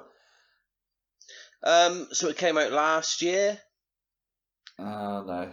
Okay. There were two games that came out in quick succession, tennis games. There was AO Tennis, Australian Open Tennis, and Tennis World Tour. Right. And I played Tennis World Tour last year, and I thought, you know, this is a bit shit. So I left it alone. I went back to it last month. To be honest, I was hopeful that because it had been out a year, that there'd been various updates done and it had been improved. What's your beef with it then? Is it just not a good tennis simulator, or is just there's nothing to do once you play? It doesn't beyond playing a game of tennis. Is it a good tennis simulator? Answer that. I've written a list. Oh my god, it must be shit. I felt strongly enough about it to write a list, to be honest. So let's start with the good things. The graphics are okay. Oh my god, you've got to start with the good things and the graphics are okay. Yeah, so that's got the good things out the way. Let's move on to the bad things. So the best thing you can say is the graphics are okay. The graphics are all right, to be fair. Right. Game that came out last year, you pretty much expect that, right? So the sound, right? Let's talk about the sound of this game. Every shot you play sounds the same. Right. There you can do a fucking topspin, a slice, and a backhand, whatever. And they've all got a different sound, but every topspin shot you play sounds exactly the same. Maybe that's the same in all tennis games. I don't know. I don't think so, but that's bad. The crowd noise is awful. It's really is. It sarcastic? Are they all sarcastic? When they clap. They just sound terrible and disinterested. It's just on a loop. But considering the quality of the tennis, it's no fucking surprise, to be honest. Because the main problem is it's the gameplay. It's fucking awful. So you will hit, and it's quite topical because they played. I don't know if you guys are aware of this. I follow a bit of tennis. They played a virtual. I think it's a Madrid Open. So within the normal tennis world, the Madrid Open happened last month. It obviously didn't happen because of coronavirus. So they played a virtual one. So the final was Andy Murray and David Goffin. It was a Belgian tennis player. Using this game, yes. And I watched a bit of it, and it was fucking absolutely dire. But to be honest, I was expecting that because this game is absolutely dire as well. The mechanics are awful. You're hitting the ball from the baseline. If you want to do anything different, then hit it from the baseline. So you might hit a very good approach shot. So you've got your opponent scrambling at the back of the court. You will. So normally you would approach the net and do a volley or whatever. You cannot do it within the mechanics of this game. It just doesn't work. So you will end up hitting the ball from the baseline to each other for maybe 40, 50 shots per rally until somebody hits the ball into the net or something like that. It's just the most boring fucking thing ever. Did you review this? Did you look at the reviews? Because I just did a quick Tennis World Tour PS4 review. First one that comes up: terrible tennis game repackaged for Roland Garros. This is an awful tennis game. It's not the racket's fault. Did you look at any of those reviews? Before I bought it. Yeah. Or do you just literally go, it's a tennis game, just by whatever. I thought it was a tennis game, and I really like tennis games, or I used to, and I thought I'll get it because it can't be that bad, but actually it fucking is. It is awful. How can you? What were you going to? Can you complete it? What's the completion on this to get it off your pile? Well, without the Class 5 loophole, right? So you would need to complete various Grand Slams. So it hasn't got the licensing of normal tennis games. So I think it's got the I think it's got Roland Garros, so it's got the French Open, but Wimbledon is called the fucking London Open or something like that, and so on and so forth for the US and the Australian Open. But there are different tiered tournaments where the opponents are stronger. So they rank it in tennis balls, so it's up to 5 tennis balls. So a 5 tennis ball tournament is a Grand Slam that's really difficult. A 2 tennis ball tournament is like a local thing, which technically shouldn't be as difficult, but the problem is, whilst you're playing the rallies, you just get bored, and you attempt to do something different within the rally, and it goes wrong because your player won't approach the net quick enough, or he won't do whatever you want him to do, and you end up losing the point. It's just shit. It's just absolutely shit. You cannot vary your shots. Drop shots don't work properly. They hardly register when you press the buttons. The mechanics are just bollocks. Absolute bollocks. Okay. It's broken. Yeah, it's shite. It's shite. So they've got John McEnroe doing the commentary. And I don't know anything. It might surprise you to know that I don't know anything about game development. That may come as a surprise to you. It may not. I don't know. But what I do know is that when they got John in to do the commentary, he was more than likely he was pissed. 100% he was pissed. He didn't want to be there. They probably got him to record it whilst he was at home. Phoned it in. Yeah, so gave him a script. He had a phone in his hand, in one hand. The other hand, he was either. Well, I can only imagine what he was doing with his other hand, but he wasn't concentrating on doing the commentary that he was supposed to be doing. Put it that way. He was probably playing with his balls. I would imagine so. I would imagine so, because he was saying things like, "That's a great serve," or "What a shot," or just general, absolute generic bollocks. What else is he going to say? It's a tennis game. Well, he could offer a bit of insight, couldn't he? I guess. Well, it sounds so he recorded that. He recorded all those things, sent them off, sent the audio files off, and then the following day, whoever it was, let's say his name was Ralph, he was the guy in charge of connecting the audio files to the actual tennis play. So if a shot just hit the baseline and John McEnroe said a line saying, "Oh, that just hit the baseline," Ralph would marry the two things up. So he would marry the commentary up to the shot that was actually played. I think what happened is Ralph was off sick that day, and somebody said, "Fuck it, let's just stick the audio in anywhere." So the result is, regardless of what shot actually happens, John McEnroe lazily says something completely different to what you have just seen.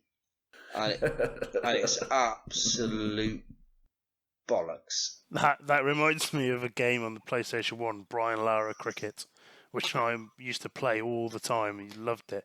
But if you went for an attacking shot and you hit the ball really high in the air, the commentator used to go, "It's in the air," then there'd be a massive pause, and he'd go, "And safe, and out," because the guy had caught it, so you were out. But he'd go, "And safe," as if he dropped it, and then he'd go, "And safe, and out." It's fucking horrendous. Exactly the same sort of thing. So you could hit a ball into the net, and John McEnroe would say, "Oh, he's really hitting the lines with the balls." when the guys honestly. We need evidence, and you need to educate the public that this is such a bad game. So you need to stream it at some point. Yeah, do a stream. You need to stream this game. Okay, I will. And it's not good. Like I said, I don't often take against games in this fashion. Most of the time, I appreciate that it's a good game, and I just can't get on with it. But this game is absolute fucking dog shit, and it winds me up a bit, to be honest, that people just pump this out. Oh. How much did you pay for it? Full price? Yeah, I think I did, to be honest, because I like tennis games. Because the tennis game, yeah. It's a tennis game. But that said, Tennis World Tour 2 is coming out in September. Right. And I'll probably buy it. Have you bought AO Tennis? No, I haven't. AO2 is out. That's come out in the last month. You have to read reviews on it because I've no idea if it's any good or not. Apparently it's not great. Oh, okay. It's not great. But you can't approach the net. So you do a good shot. You want to come into the net and do a volley. The mechanics will not allow you to do it. So you will just. It does seem a bit weird. You could understand if this was like a Final Fantasy game with a tennis mini game within it, and it was poor. But the whole point of this game is it's a tennis game, and they seemingly. So GTA 5, you can play tennis in GTA 5, which is better than this. God, wow. Honestly, and I've been playing a little bit of everybody's tennis. Don't fucking start me off with a game that starts with the word everybody's. But anyway, I've been playing a little bit of everybody's tennis, which is a PlayStation 2 game from ages. That's better than this. This game is truly fucking awful. I bet Virtua Tennis on the Dreamcast is better than this. It will be, yeah. Top Spin 4 is 100% better than this game. It's just fucking shit. Anyway, I'll shut up about it now. Point taken. Yeah. What, okay. So, any other games on that point? Yeah. So the other game. So going from a game that feels really bad to play to a game that feels fantastic to play, and which was my gift this year. I've been playing Streets of Rage 4. What? Hang on. Did you say gift? Gift. Did you say you've used your gift? I said I've used my gift. Warning. Please remain calm. Some daft bastard has bought a game. I repeat. Some daft bastard has bought a game. Is this your third or fourth gift?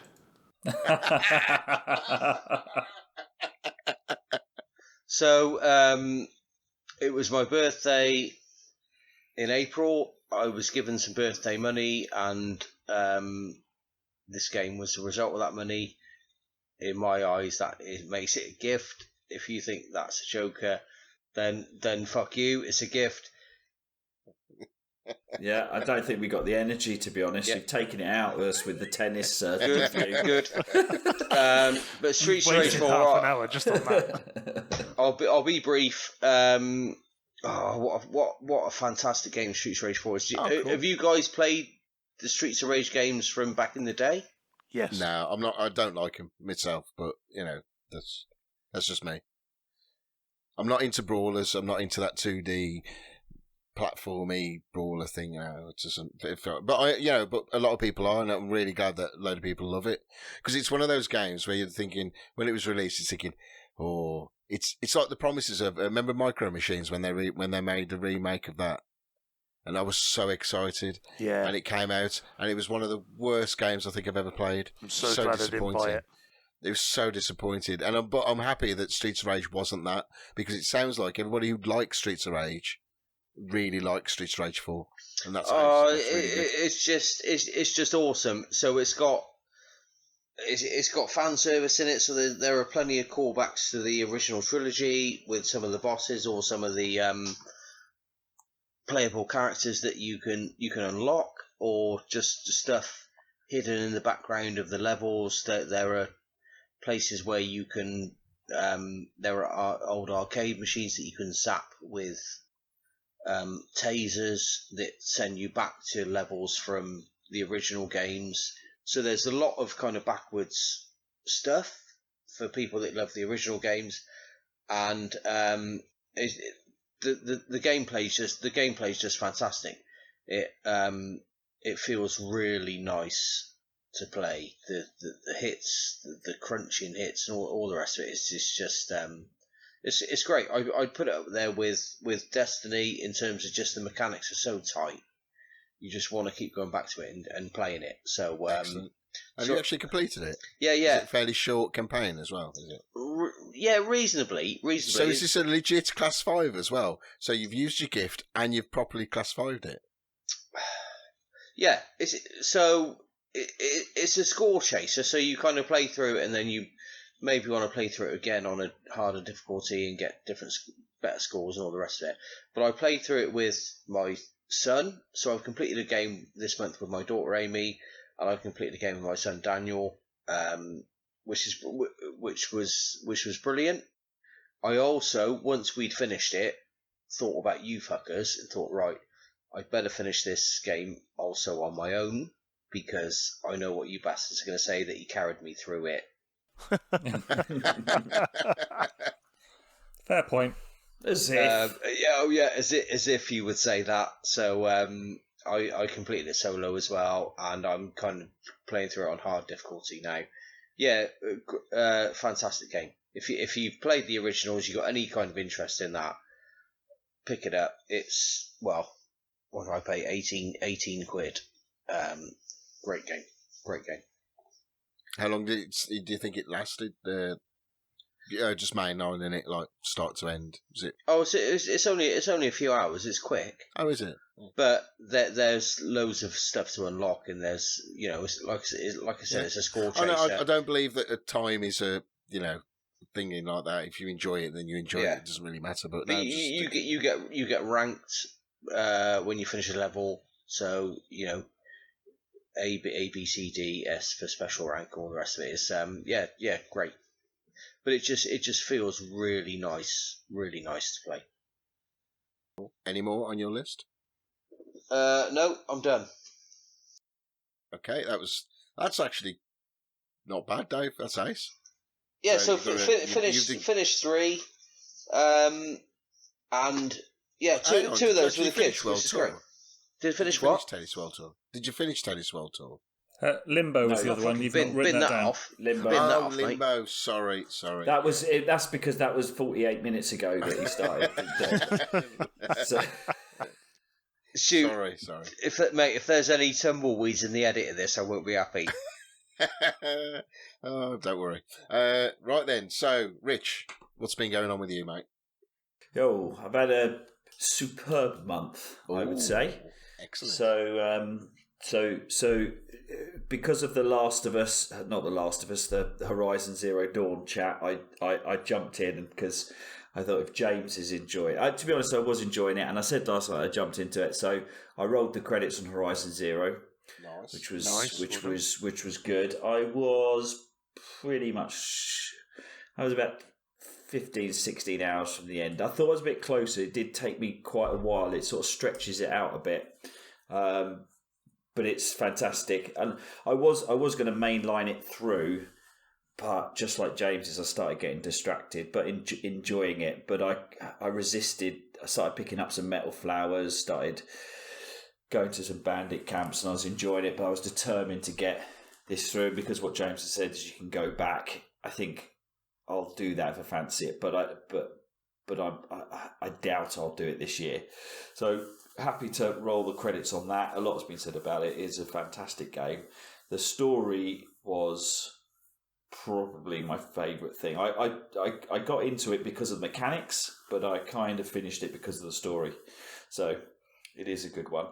And then I picked up, as I said last month, The Last of Us, and rolled the credits on The Last of Us as well. Can we just talk about the conversation that was had when you talked about doing this? Stuart suggested that perhaps you might drop the difficulty, but what did you actually do? Well, when I loaded it in, I was still in the main town, and it was set on Survivor, right? And this is just how my brain is so screwed. I was like, I've already done 3 hours of this on Survivor.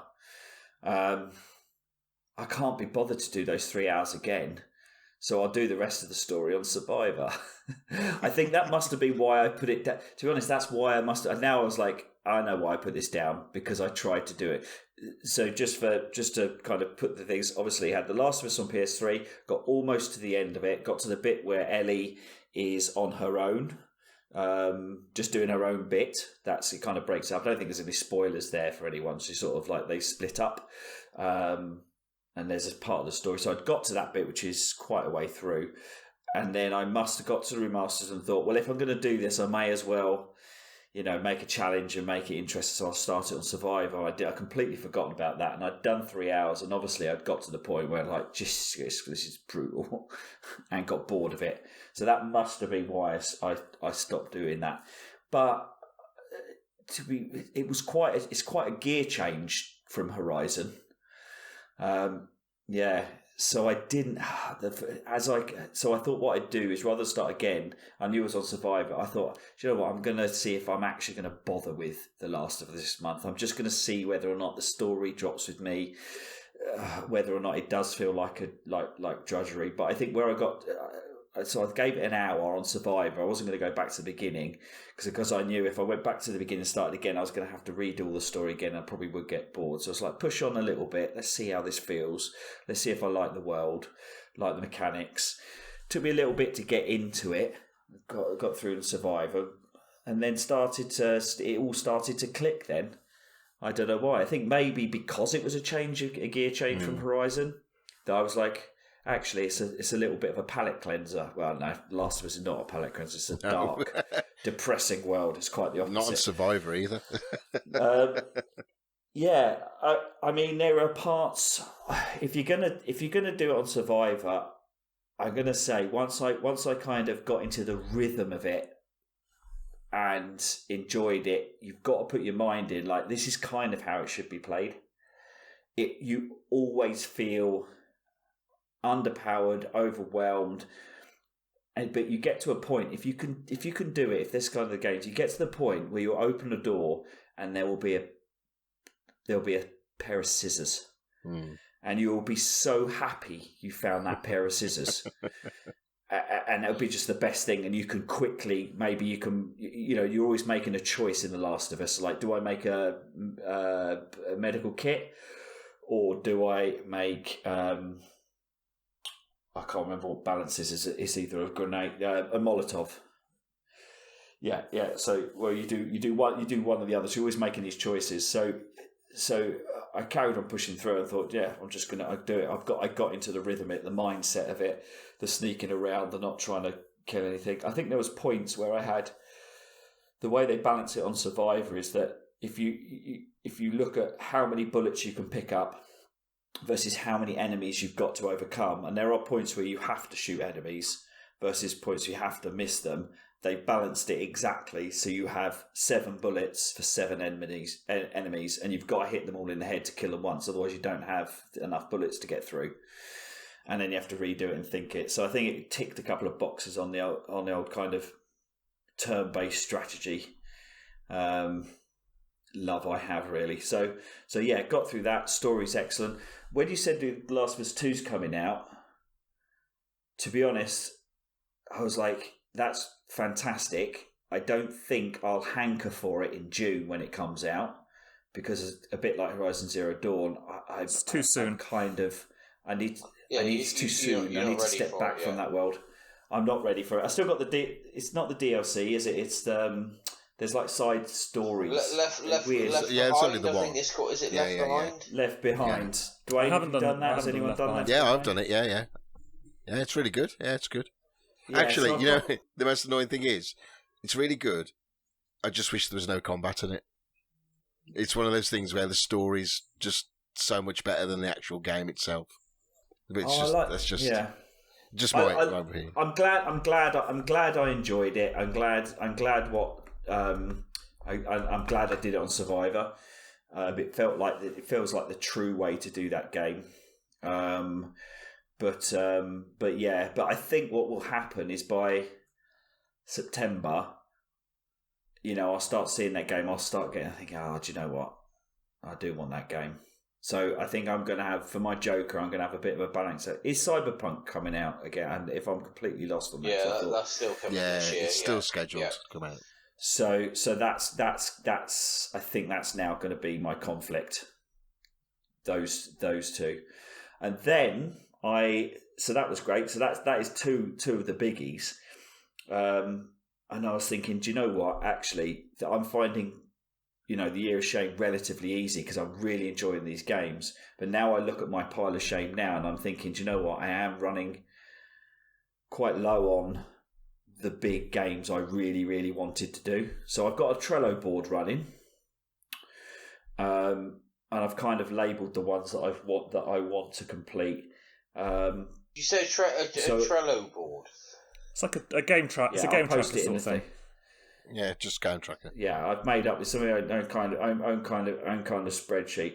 So I jumped from The Last of Us, and then I thought, I'll pick up a few more. So I started off Life is Strange, and a bit like you, I started off that. Actually, I'm going to run that through with my eldest daughter because that's a bit like Until Dawn, in a way. Is that kind of point click? So me and Lily haven't played games really very much, although she's never really shown an interest. But I thought, do you know what? Let's have a look at Life is Strange. I think the kind of show she watched on Netflix, and she really hooked into that. So I started that. But to be honest, have you guys played Life is Strange? Yeah, finished it. The first episode. I thought it was great. I thought there would be more strategy behind it. I thought that time reversal thing would play more kind of, I think you'd get through and you'd like, I should have reversed it like a minute, not 2 minutes. I thought that's how that was going to play out. As if I wasn't playing it with Lily, I probably would get through it. It's interesting enough, but it's just a bit like Until Dawn. It's a bit of an interactive film, really. So you make decisions, but do they really impact the overall? So sorry, mate. I'm just hijacking for a second. So for Until Dawn, for example, there are kind of 8 main characters. We ended up saving 2 in the end. You can finish the game with all 8 alive. You can finish the game with 0 people alive, but the game still finishes in the same kind of way, if you see what I mean. So, although you're making decisions within it, you are ultimately still a bit of a passenger. And I think the game you're talking about, that you are making decisions within it, but you are a passenger as well. So the ending is more or less the same. But it's fun to play. Each chapter, a bit like Game of Thrones, a bit like the Telltale games, it comes to the end, and I don't really know how to read those or really care about them. It tells you what like the global decision process was. Like 89% of people chose this, 30% of people chose this, that kind of thing. And it's like, so what? It's fine. So I will run through that. I'll probably complete that this week. It's been on my list. So why not? I'm 50% of the way through there. But the big one I kind of hooked back into was Borderlands 3. So I got it. I don't know why this week. I think there's some DLC that's coming. That's just been released for Borderlands 3. And I saw my mate. There's a mate and his wife play Borderlands. They've played every Borderlands to. They've literally squeezed that rag dry in Borderlands. Every single one. That is all they have played. Pretty much exclusively for however long it's been going, and then they just go back and back. For them, it's one of those games you're still playing Borderlands 2. Like, oh yeah, there's a small trinket that we didn't get, and I was like, oh, Christ away. Anyway, they're level 57 Vault Hunters, and they've done it. So I just thought, do you know what? I've got it on my list, and I'll see if I drag them in. So I streamed that on Wednesday with them, and I really, really enjoyed Borderlands 3. I think when I picked it up, I think there was so much hype about it, and it is just a Borderlands game. So it's an updated, reskinned Borderlands, but actually when you get into it, there's loads more depth to it. Well, I was watching your stream on Wednesday, and it just made me really want to buy it. It's just looked brilliant because I really enjoyed Borderlands 2 and 1 and 2. Just thinking, but it just thing is though, when you say it's risky, I do think the graphics are loads better. It's still that kind of a shell shaded kind of aesthetic, but it's still a lot more crisper and a lot more cleaner. Even though, on Borderlands 2, when they released the 4K update for it, the reskin pack for it, this just dwarfs that one completely. Yeah. So I mean, it suffers a lot from the fact that the main protagonists and everything in it is a little annoying. It's like Borderlands was funny when it first came out, completely different, and the kind of the humor in it, the main, I could see why the reviews came out and went, oh god, they've just overdone it. They've overdone the intensity of like the characters and the jokes, and it's gone from being weird and wacky and funny and what would you say, kind of anarchic and kind of a cult thing to just annoying. Yeah. And that doesn't leave for an easy edge into it. It takes you and it still annoys me, like the screeching and it's all overblown. But actually, once you kind of dial that down in your head and kind of ignore it, there are some really funny bits in it as well. But it's funny because they fire 100 jokes at you an hour. Yeah, so one of them's got to be funny. Yeah. But Stu, for you, just the loot whoring of it all, the picking the loot up, the running missions, it's Division 2 in all of those aspects. So it's right up your street. You'll love it. I've always enjoyed doing Borderland gamers anyway. So, I don't know why at the time I just didn't have any interest in it. But like now seeing gameplay and stuff, it's like, and obviously watching you playing, it's like, oh, that looks ace. It's there, and it's got me proper hooked. It's got me proper hooked. So I was level 16 when I jumped back into it at the beginning of this week, and now I'm level 34, which probably equates to about 20 hours of gameplay, 25 hours of gameplay. I got up at 6 a.m. this morning, just to play it, and played 3 hours of it before everyone else woke up. It's that game for me now, which it wasn't originally. So did you set your alarm for that, Rich, or you just woke up naturally? I did. I set my alarm this morning to play it, to get up to play it, and I haven't done that in a while. So yeah.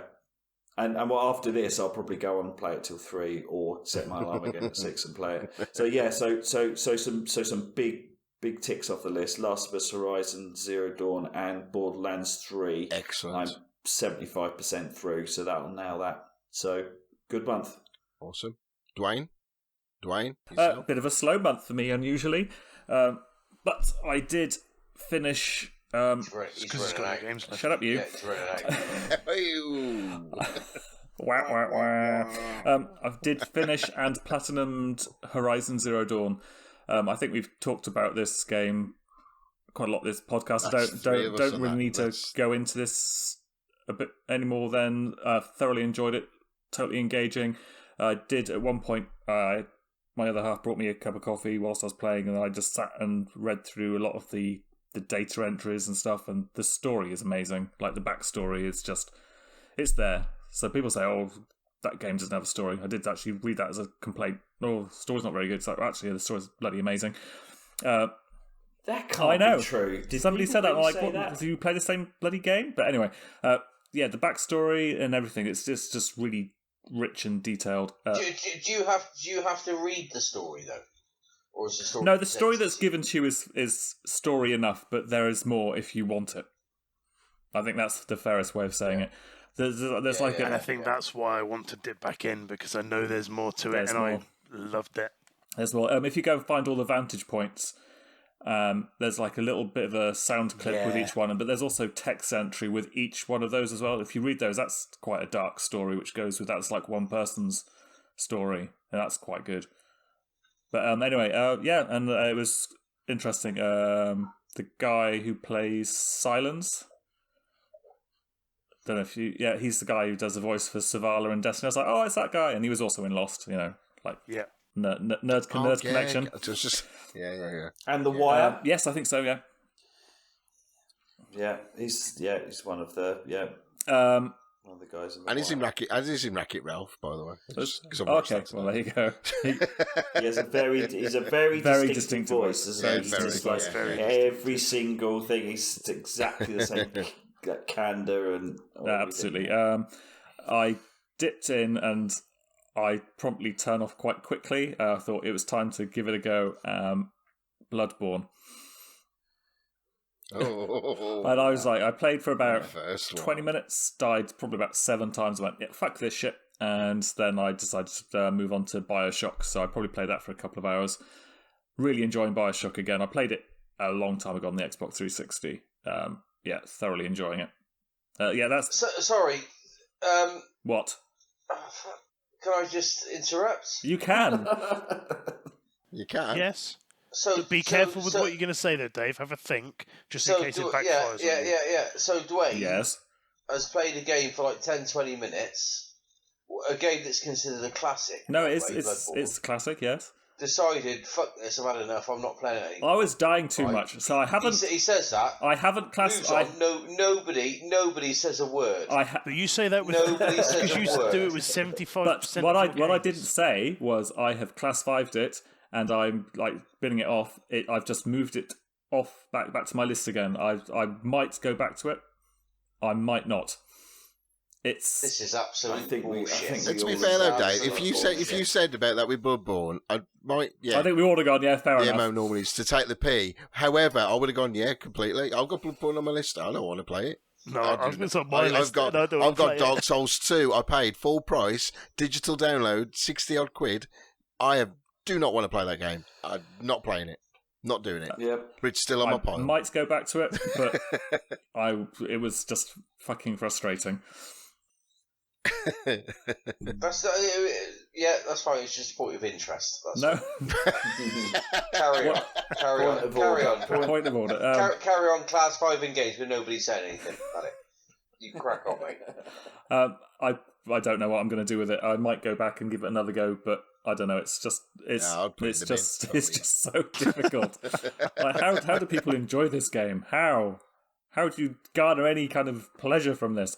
So Bioshock, just fantastic.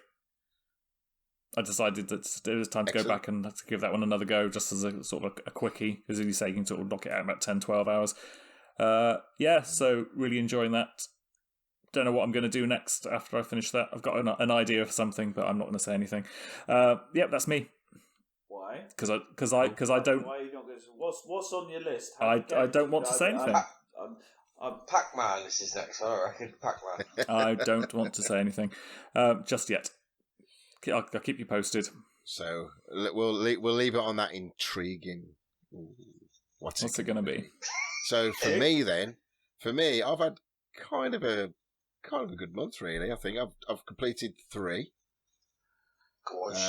So the big one was Sleeping Dogs. It's finally nice. Well, let's say the main campaign's off my list. I've still got the DLC to do, but the main campaign is done. Roll credits, and did you pay for the DLC? No, it's all part of it. Yeah, it's the Ultimate Edition. I think. Is that the good or the shit dogs game? The good dogs game. Good. I really have no interest in going back to the other one. I may do, but we'll see. Anyway, talk about the Good Dogs game. So Sleeping Dogs, it was actually relatively short. Everybody's there going, it's quite a long campaign. It isn't. It was done in about 20 hours. And if I mainlined it, I probably would have done it in 10 hours, 15. So it's very... You say you are the man who spent over 100 hours in Assassin's Creed. Anything that's true. After Assassin's Creed. No, that is very true. No. But a lot of people were saying, "Oh, that's quite a long game," and I didn't think it really was. But sorry, it is a long game if you do all the side missions as well and all the other stuff, the world inside the world. But I just wanted to get through the story, and I felt like I had good experience with the story as well. So, but my God, it is brutal, that game. Is it an RPG, Stu? So no, well, a very loose. So mainlining the story, was it more difficult because you didn't do side missions or not? No, not at all. Because you pick up all the extra the extra abilities are you learn different fighting moves, and I basically completed the game by pressing square, right, near enough, and a couple of other little moves. But it's one of those things where you learn a new move and you're going, oh, that's quite cool, but I won't remember that move, and you end up just going back to the same move you do all the time, and you can complete the game on it, But I was really playing it for the story than the actual gameplay. The gameplay is very floaty. The driving sucks. And there was a lot of driving. A hell of a lot of driving. But it was okay. When did this game came out? Because I played it through, really enjoyed it. And I'm just thinking this must be ages ago because I can visualise it, but I can't remember the actual game mechanics. I mean, it's good. I mean, Hong Kong's quite realised, but because it was dealing with the past generation, so 360 and PS3, so they only could fit so much in there. And when they released it on the Xbox One, PS4, they didn't add more to the world. They just literally ported it, and they might have upgraded the graphics slightly, but not really that much. So it's more. The world's more full than I thought it would be, but it's not as full as what you would see now, say if you're playing an Assassin's Creed game and those kind of things. If Sleeping Dogs 2 was coming out this year, I'd be interested. Would you be hankering it for? No, I'd wait. I'd wait till next year. It wouldn't be it wouldn't make me break a rule and they jump into it. No. It's one of those games where you caught quiet. But I can't see them doing another one. They would have done one by now if they were. But it is ridiculously violent. I've played a lot of violent games, and obviously first-person shooters are just violence, just inherently what they are. But this one is graphically violent. This is just one. You kill people. You can also kill people with things in the environment. And one of them, there's an ice crusher, and you actually shove a person in it, and then they spit out everywhere in blood. It's just like, and I'm playing it going, I'm so glad my kid's into here. I don't. I tell you what, which I didn't mention, is The Last of Us. I forgot how brutal the killing is when you get killed. Yeah, And then especially when you're playing Ellie, and when you're playing on Survivor, because my tactics on Survivor was to do kind of like a death run. Through every checkpoint. So just like, I've got to know roughly what is going to happen. So I'm going to just sacrifice a couple of times just to get a view of where to go.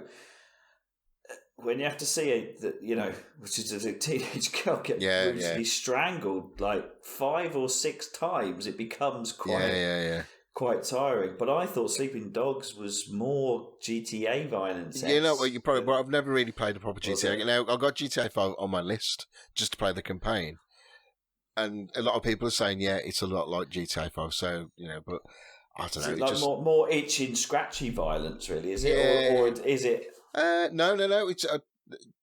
It's set in a real environment. There's no special mystical powers. Apart from getting health by praying and that stuff. But it's meant to be set in real world. It's not, you don't get potions and lotions and all those kind of things. So when the violence does happen, it is, to me, it was more jarring. It was just really, and there's this one bit, this may be going to spoiler territories, I don't know. But the main character you play as, it's like any, films where the hero or whatever gets so badly cut and shot up, but they still get up and they manage to fight an army. There's one scene in this game, and your character, that kind of thing happens to them, and you just stay going, this is ridiculous now. This is now unbelievable. Before, I could see kind of where you were going, and it was kind of like, this is just ridiculous. So, and the frame rate though, I thought porting it over to a better gen console, it's all over the place. It's meant to be 30, but it never stays. It's probably about 20. It hovers around 20. Now, I'm not really a frame rate counter at all. It doesn't really. But when you can visibly see the drops in there. It's just ridiculous.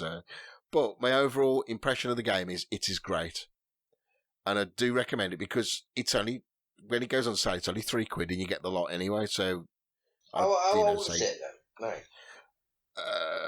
I didn't get the date. It came out on 360 PS3 days, so yeah, it's over probably 7 years old, at least 7 or 8 years old.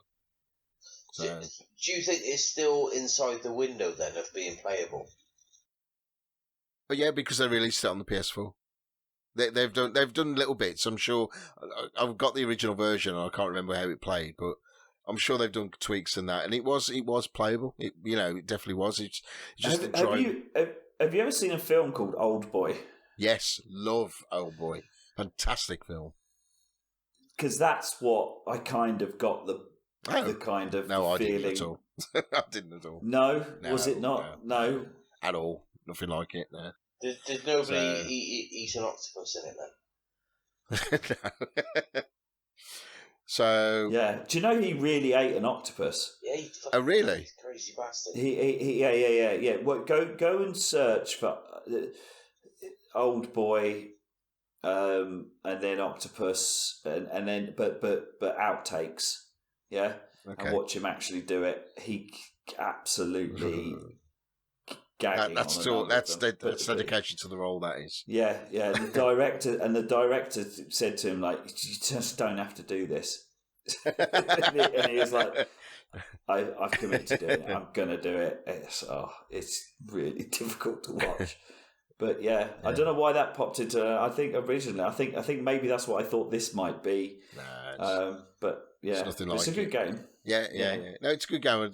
And I also recommend it as well if anybody wants to play it. So, Division 2, my Joker campaign completely completed now, and I'm still playing it. And I goddamn love that game. It's ace. I'm not playing it as much as I would want to because I'm playing other stuff as well to get off my pile.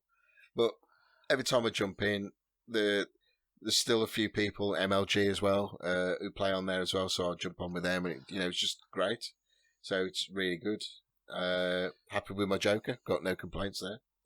And then the other game I completed was called Adrift, which is a walking simulator, but you're floating in space. Okay. It's okay. If anything, it's frustrating. And it's not because of the navigation or the way you control your character, because you are very floaty, and because you're in space, when you engage your thrusters, you don't stop. You have to then, counter thrust and all that kind of stuff. And that's okay, because that's part of the game, and that bit didn't bother me.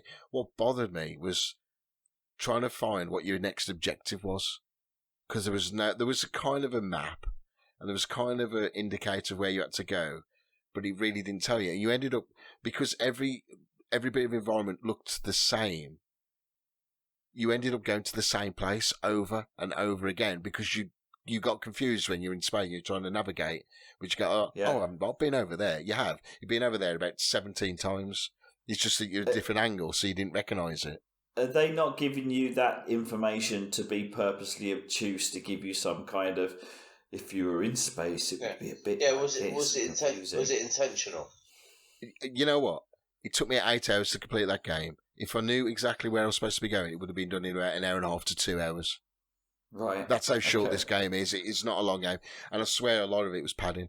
Now, when I looked back now on reviews for it, it did get quite... I mean, it got some love, but it got quite slated as just of what the hell you're supposed to be doing in this game. And all you effectively do is turn on a few switches to make things work, and then you get in an escape pod, and then you go. But it's the story. But like you are, because it's a walking sim, you are discovering why all the people, all the characters who were on your ship, and the events of what actually happened. So that was the whole point of it, really. But it was a good game. These sort of games, which I do love, some of them, like Journey, and they leave a lasting effect once you've got them. Rhyme to a certain extent. Yeah. They're kind of like gaming poetry. They're they're like poem. When you read poems, you think some of them are. Yeah, awful, this one was. It was okay. It was. I'm a sucker for stuff like space and rocket. Why did you get it? No, because it was also cheap, and it was just going, oh, I could be an astronaut, so I can float around. And I knew it was a walking simulator kind of thing, so, I knew what I was going into. Why did you finish it? Why? Because I quite like the story. I did put it down a couple of times, though, Dave, to be fair. I did put the controller going, Dave would just tell me to give up on this. And I went, he's right. No, Dave is right, but no, it can't beat me. I must be near the end. I've already activated 3 things out of the 4. I can't be that far from what I've got to do.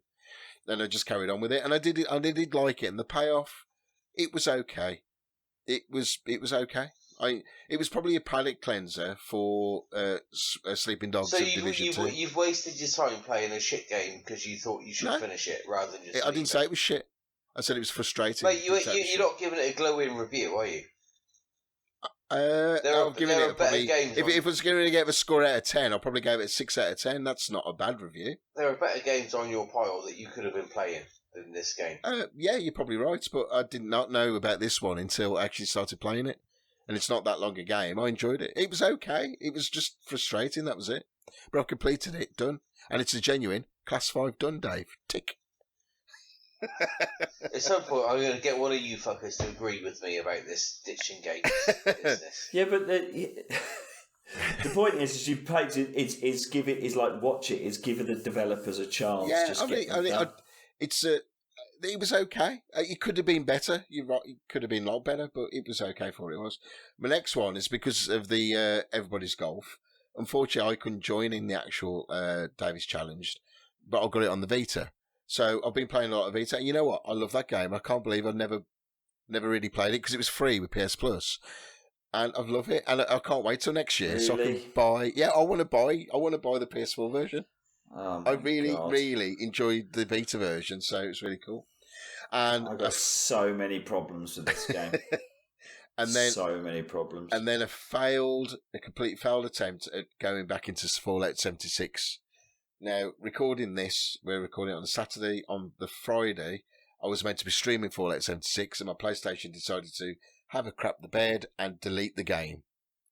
So I had to reinstall it, and it said it would take 5 hours. I have the disc copy, by the way.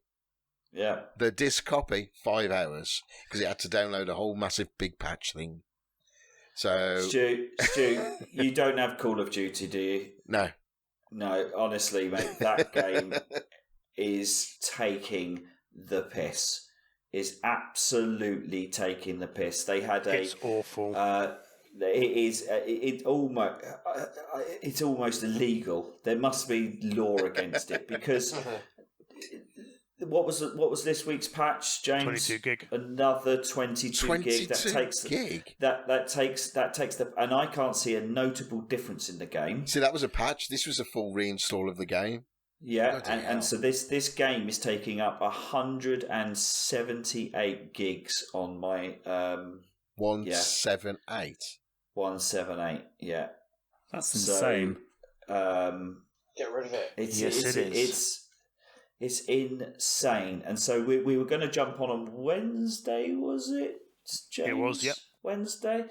And it was, 10:30? And I said, James, anyone fancy this? And James said, yeah, I'll jump on. Jumped on. I said, there's a patch. But they only patched it a week ago. And that was 30 gigs. And so they did it again. And yeah, and that's like 9. It was my PlayStation. You know what? Like 9 hours. I don't. I've got many reasons for not liking Stadia, but I tell you, if they can get it right and they can just patch it instantly, it's going to be a game changer, isn't it? Absolute game changer. Now, conspiracy theory.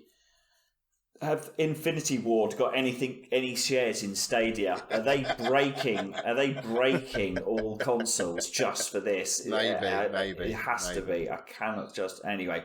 So rant over. My Fallout 76 stream will be delayed. Now, I haven't played it since it launched. Now, I got it about 2 months after launch, and I got it for a tenner. And it was crap. Honestly, it was a shite game when it came out. And I've been told it's really good, or they've fixed a lot of things. There's no NPCs, there's interaction. So I'm thinking, you know what? I'll start again. Brand new character. Let's go in. So we'll see what happens. And that is my full list.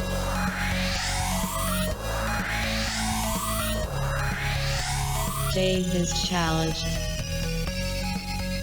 Right then, so Dave is challenged, and before this podcast, we actually did the Dave is challenge, I suppose you call it, and it was everybody's golf, and Dave chose it last month. Now, unfortunately, Duane doesn't have it, which surprise, surprise, he ain't got no surprise. Games, so of course he won't have it. Shock. And I only had the Vita version, and we thought it was compatible with the PS4 version, but unfortunately not. And annoyingly, I really like the game now, so I wish I did buy it when it was out. But I couldn't join in. So James couldn't make it because of various issues or whatever. So it was an actual head-to-head between Richard and Dave. Oh, so excitement! Now, so go on. No. So it's you'll be on the YouTube channel now. So you guys have probably already watched it, but this is the after match talk. It was high drama. To be fair, it was high drama. So before we get into that, let me just explain a quick discussion we've had this month on the rule change because of the problem that everybody's golf has brought up, that not all of us had it, and we were starting to run out of games where everyone had it that we could do a competition. So we've decided to re-look at how we're running it to see where Dave is sitting on the challenges. And yes, I might be accused of throwing my toys out the pram a little bit. That's called podcast gold, sir. Podcast gold. We went through that last month. But what has been negotiated and agreed this month is that we will look at these on a month by month basis. That Dave will have will be challenged or have a challenger every month to have a head-to-head against. Now, if everyone else has the game and we can all join in, that's great. We'll run it on a month-by-month basis as some pride. We'll still keep scores, how that's kind of how the table is going, even though that's complete bullshit. We'll still look at that. But the main challenge is the way this is going to work, and it has kind of been working, is that Dave will have a challenger each month, a head-to-head challenger, despite no matter how many people play. And then we'll just see whether he's won his home game or lost his away game and run it like that. So we'll retrospectively look at that. So this month, by default, I became Dave's challenger. The only rule that we'll put in place is that Dave will have 6 of his choices over the year. So the 4 of us will have to play him at least once. And then obviously for the other 2, you get to have a rematch with us. And then obviously where we're challenging Dave, the person who challenges Dave is the natural challenger for that. So that's how that's going to play out. So this month will be my choice. And then I'll be challenging Dave. Next month. And so obviously this month it was head to head with me and Dave. So Dave, how did this pan out for you, this game? Now be truthful, Dave. Truthful. How did we set this up? How did we set the game up to play head? Fairly. The choice for this month was Everybody's Golf, which is a Japanese golf game, which is a bit weird, as Rich has described, which is got slightly pedo overtones or undertones, whatever you want to call it. Quite overtones. Yeah, it's a strange little game. But that was the game of choice, and the original choice was because it was a viewer-friendly game, which a few of us had. But anyway, it turned out that it was just me versus Rich. Should be at a head-to-head tonight. Which are we revealing the? Well, of course we're revealing the result. So we started off playing a 9-hole competition. Tried to make it a bit interesting. Put small tiny holes on, strong wins. Small holes, strong wins. Yeah. Yeah, exactly. As you said, that's your wrestling name, or I don't know what else. My Red Indian name. New Red Indian name. Small hole, strong wind.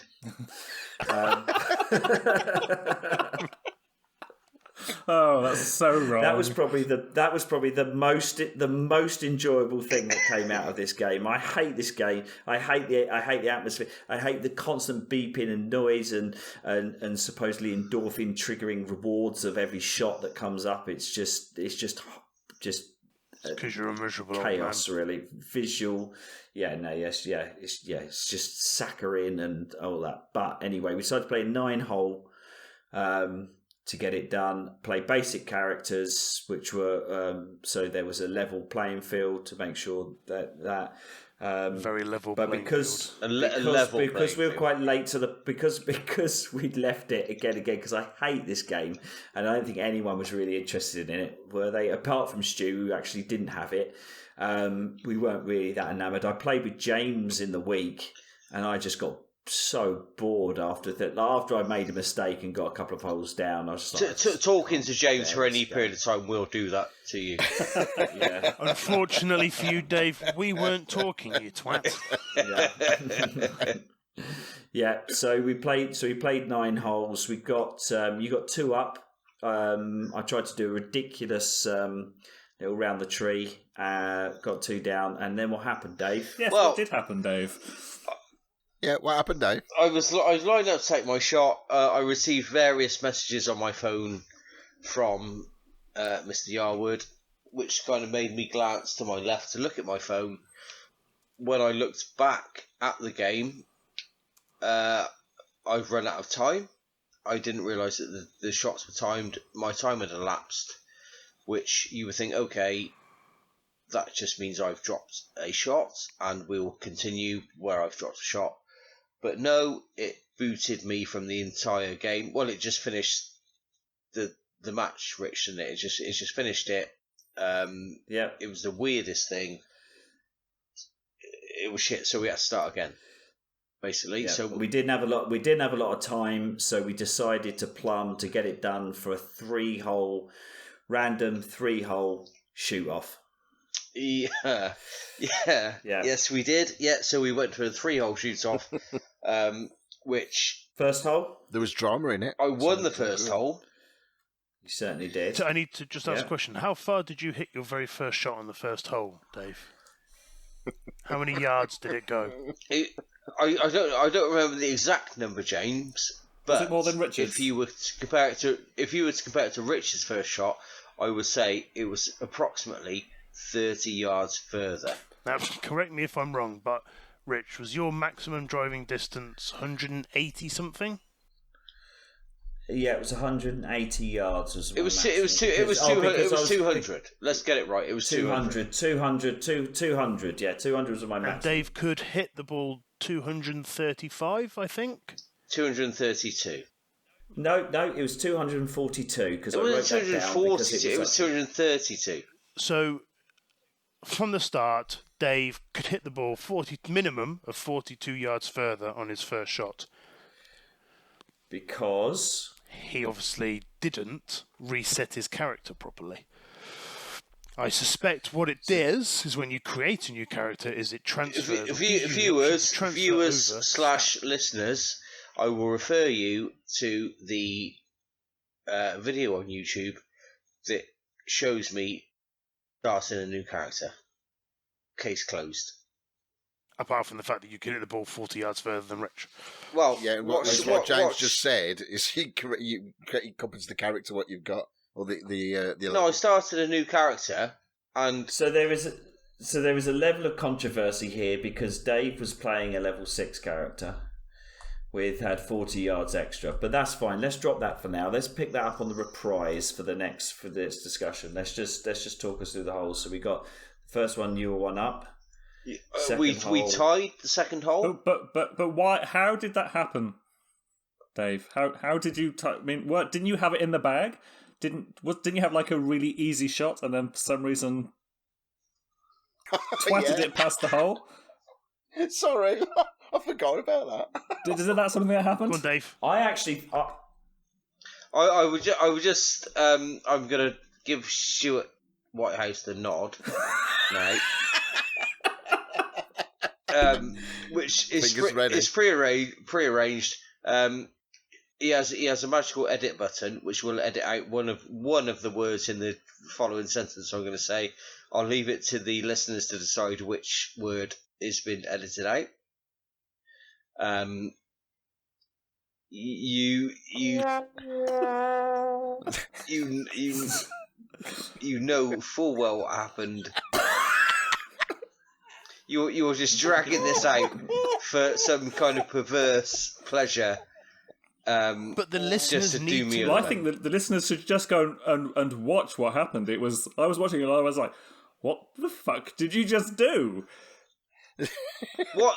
I agree. What even happened? I wholeheartedly agree that people should watch it because that means I don't have to explain what happened. Because it's too painful. Dave, it's too painful to explain.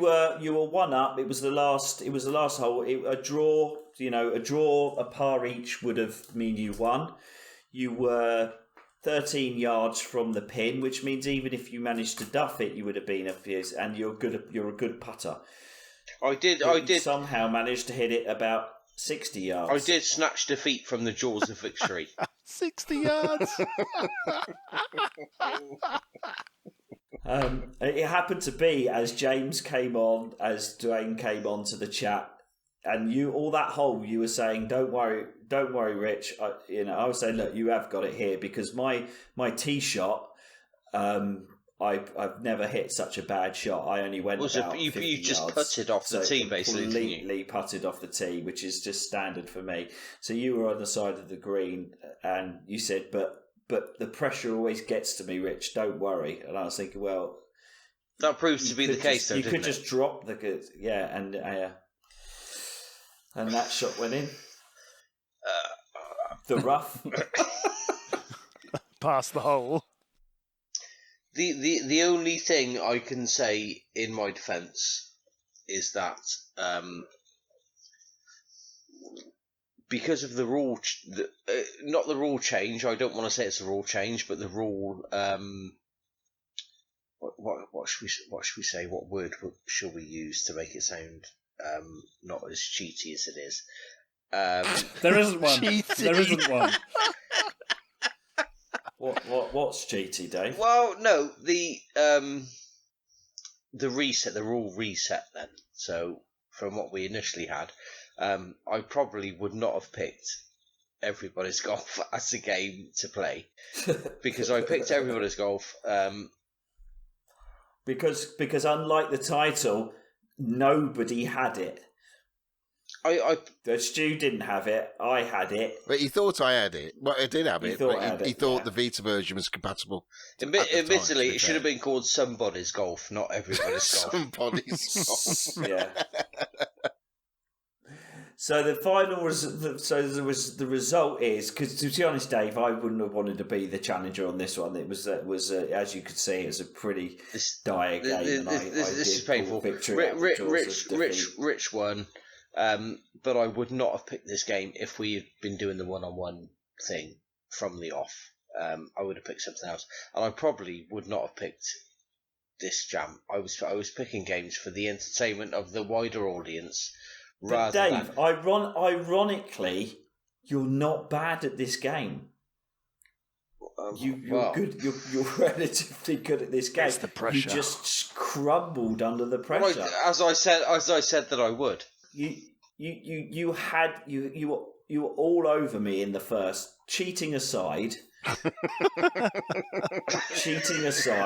after things, you were in a better position, but you were holing putts that I wouldn't. I would read in the green. So you're not. I thought it was going to be a whitewash. I thought it was just going to completely rinse you. I thought Dave had this one in the bag from the start. I was like, there's no way.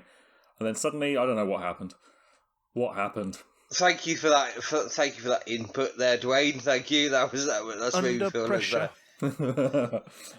All I will say, and we will publish league tables and all the rest of it, but I do appear to have gone from hero to 0. But under the old rules, Dave, which is why the old rules are bullshit and we no longer do it. So I tell you what, we'll deconstruct all of that because I think we're going to do because we're running a lot of time, so we'll deconstruct all of that that's fine. Like a phoenix from the flames, I will return, and I will return next month. So let's hear it, Rich. What is my opportunity to reclaim some glory for next month? Okay, so it is my choice now, and I have bitched and moaned all the way through up to this point. So this is my ass on the line for this one, and it is one that most of us can underthink, and I think we probably Duane might even have it, but I haven't checked. I doubt it. No, but we are going. I'm not going to go into exactly what we're going to do, but it's going to be a pretty much straight down the line race. Wipeout. Hey, Wipeout. Now the question is, no VR or no that was VR? my question. Duane, do you have Wipeout? Oh, mate. No, honestly, why don't you? Because it's a wonderful game. It just felt like it was a cheap imitation of F-Zero. No, F-Zero's rubbish in compared to Wipeout. I will fight you. I will fight you. I will fight you. So Duane, you play games like you play F-Zero. Yeah, I had Wipeout on my Vita. I think it was okay. I mean, I didn't think it was anything extraordinary. Didn't F-Zero come after Wipeout? No. F-Zero was originally on the SNES. Have you ever? The very first version. You never played Wipeout 2097? Probably not. PS1. Okay, so it is that, but you know, Duane, you've kind of accepted this that it's pretty hard to pick a game that you do have, but yeah. So it's Wipeout, no VR, but I will give you details in the next in the next podcast that we do, or the secondary podcast. Oh, exciting. Doesn't mean I'm any good at it, by the way, but I love Wipeouts. But it only matters if you beat Dave, doesn't it? Yeah, Stu and I are the just challenger has to beat. So basically, it's a one-on-one, but the other two can compete, but they don't have an effect on the outcome. Yeah, so it is a head-to-head against for me and Dave, but you guys are joining, and then we'll just have a community night anyway, joining in, and just have some races. But just like Destiny, it's where Dave and I finish that will be important for the scoring. Yeah, and we'll do it over something. We'll do a I can't remember what they're called. We'll do a playlist of races. Just, cool. Just so we give it, everyone gets a chance. So we'll do a league table. It's all set up for that. It will be the perfect Davis challenge, but it will be a good community night anyway. Excellent. We'll see if we get any other community members on. That's true. We'll just try and get 6 of us. As long as you two, it's the race really against you two. Yeah, we can have. So even if we come 5 and 6th or whatever it is, it won't matter. Yeah. Okay, so that's brilliant. So, Dave, any last comments before we leave David's challenge? Was there anything you'd like to get off your chest? Shout at anybody?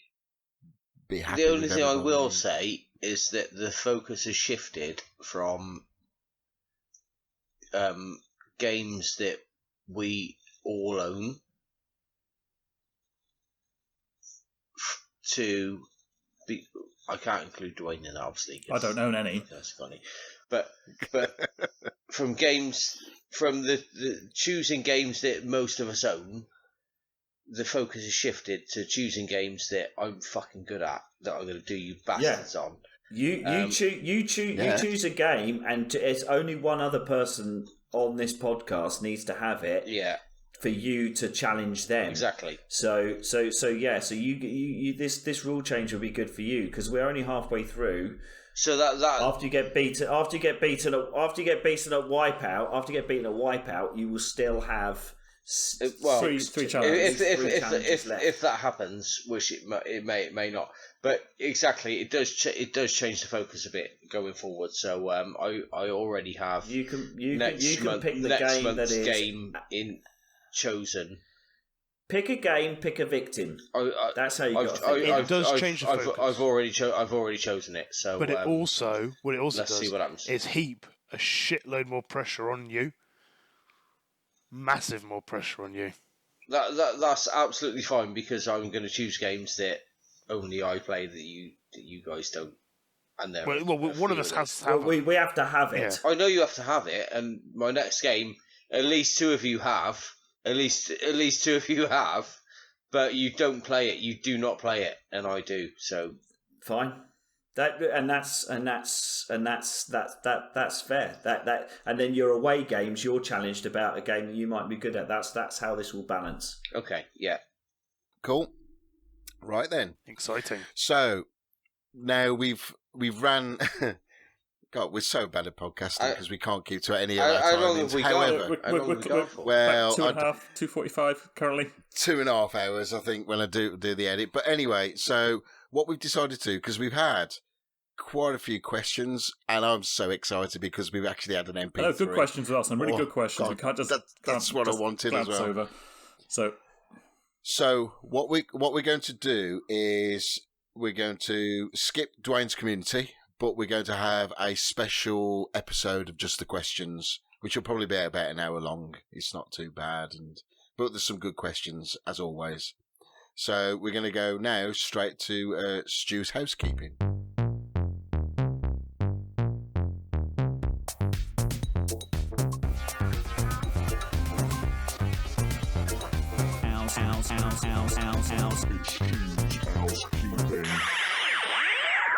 Right, so it's the normal routine. You know, we do everything on Facebook, really. No Twitter because we can't be bothered. And we have got an email account, which 2 people now have emailed. I'm not going to single them out, but trust me, they're on my Christmas card list, and they're wonderful people. So please send an email if you've got an MP3 you want to drop in there. Just tell us about how your Year of Shame's doing.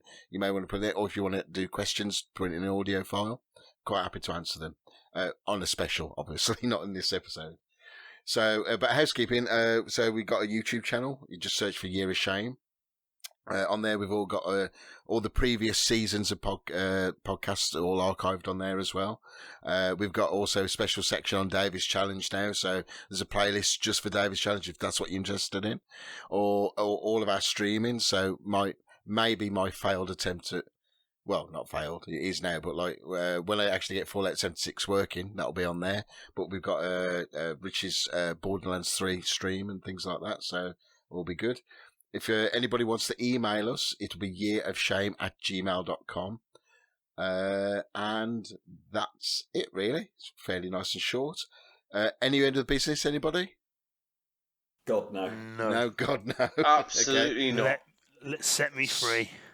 So, June is a big E, everybody. It's 6 months. We're halfway through this stupid goddamn idea what we had. Halfway through. And Dave is the host. Yes. So all I can say is goodbye, everybody, and we'll talk to you real soon. Bye. Bye, everybody. Bye.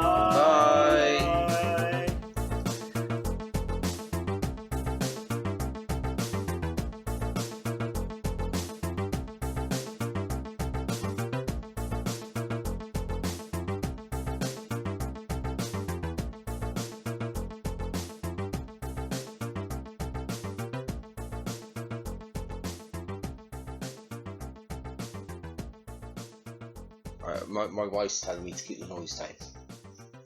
Doesn't she know there's art happening right now? Tell her.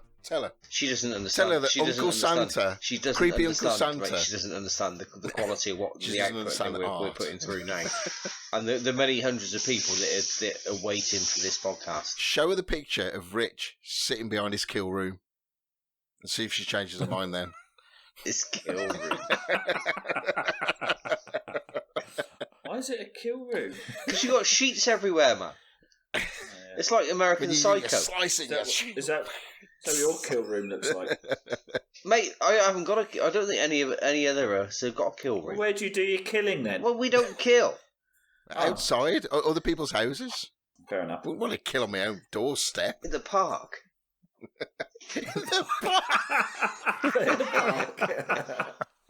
Is that your one bit of daily exercise? Killing in the park. All right, love, see you later. I'm just off for a bit of murdering. Let's go out the park. I'm borrowing the marigolds. I'll be back in 20 minutes. Yeah.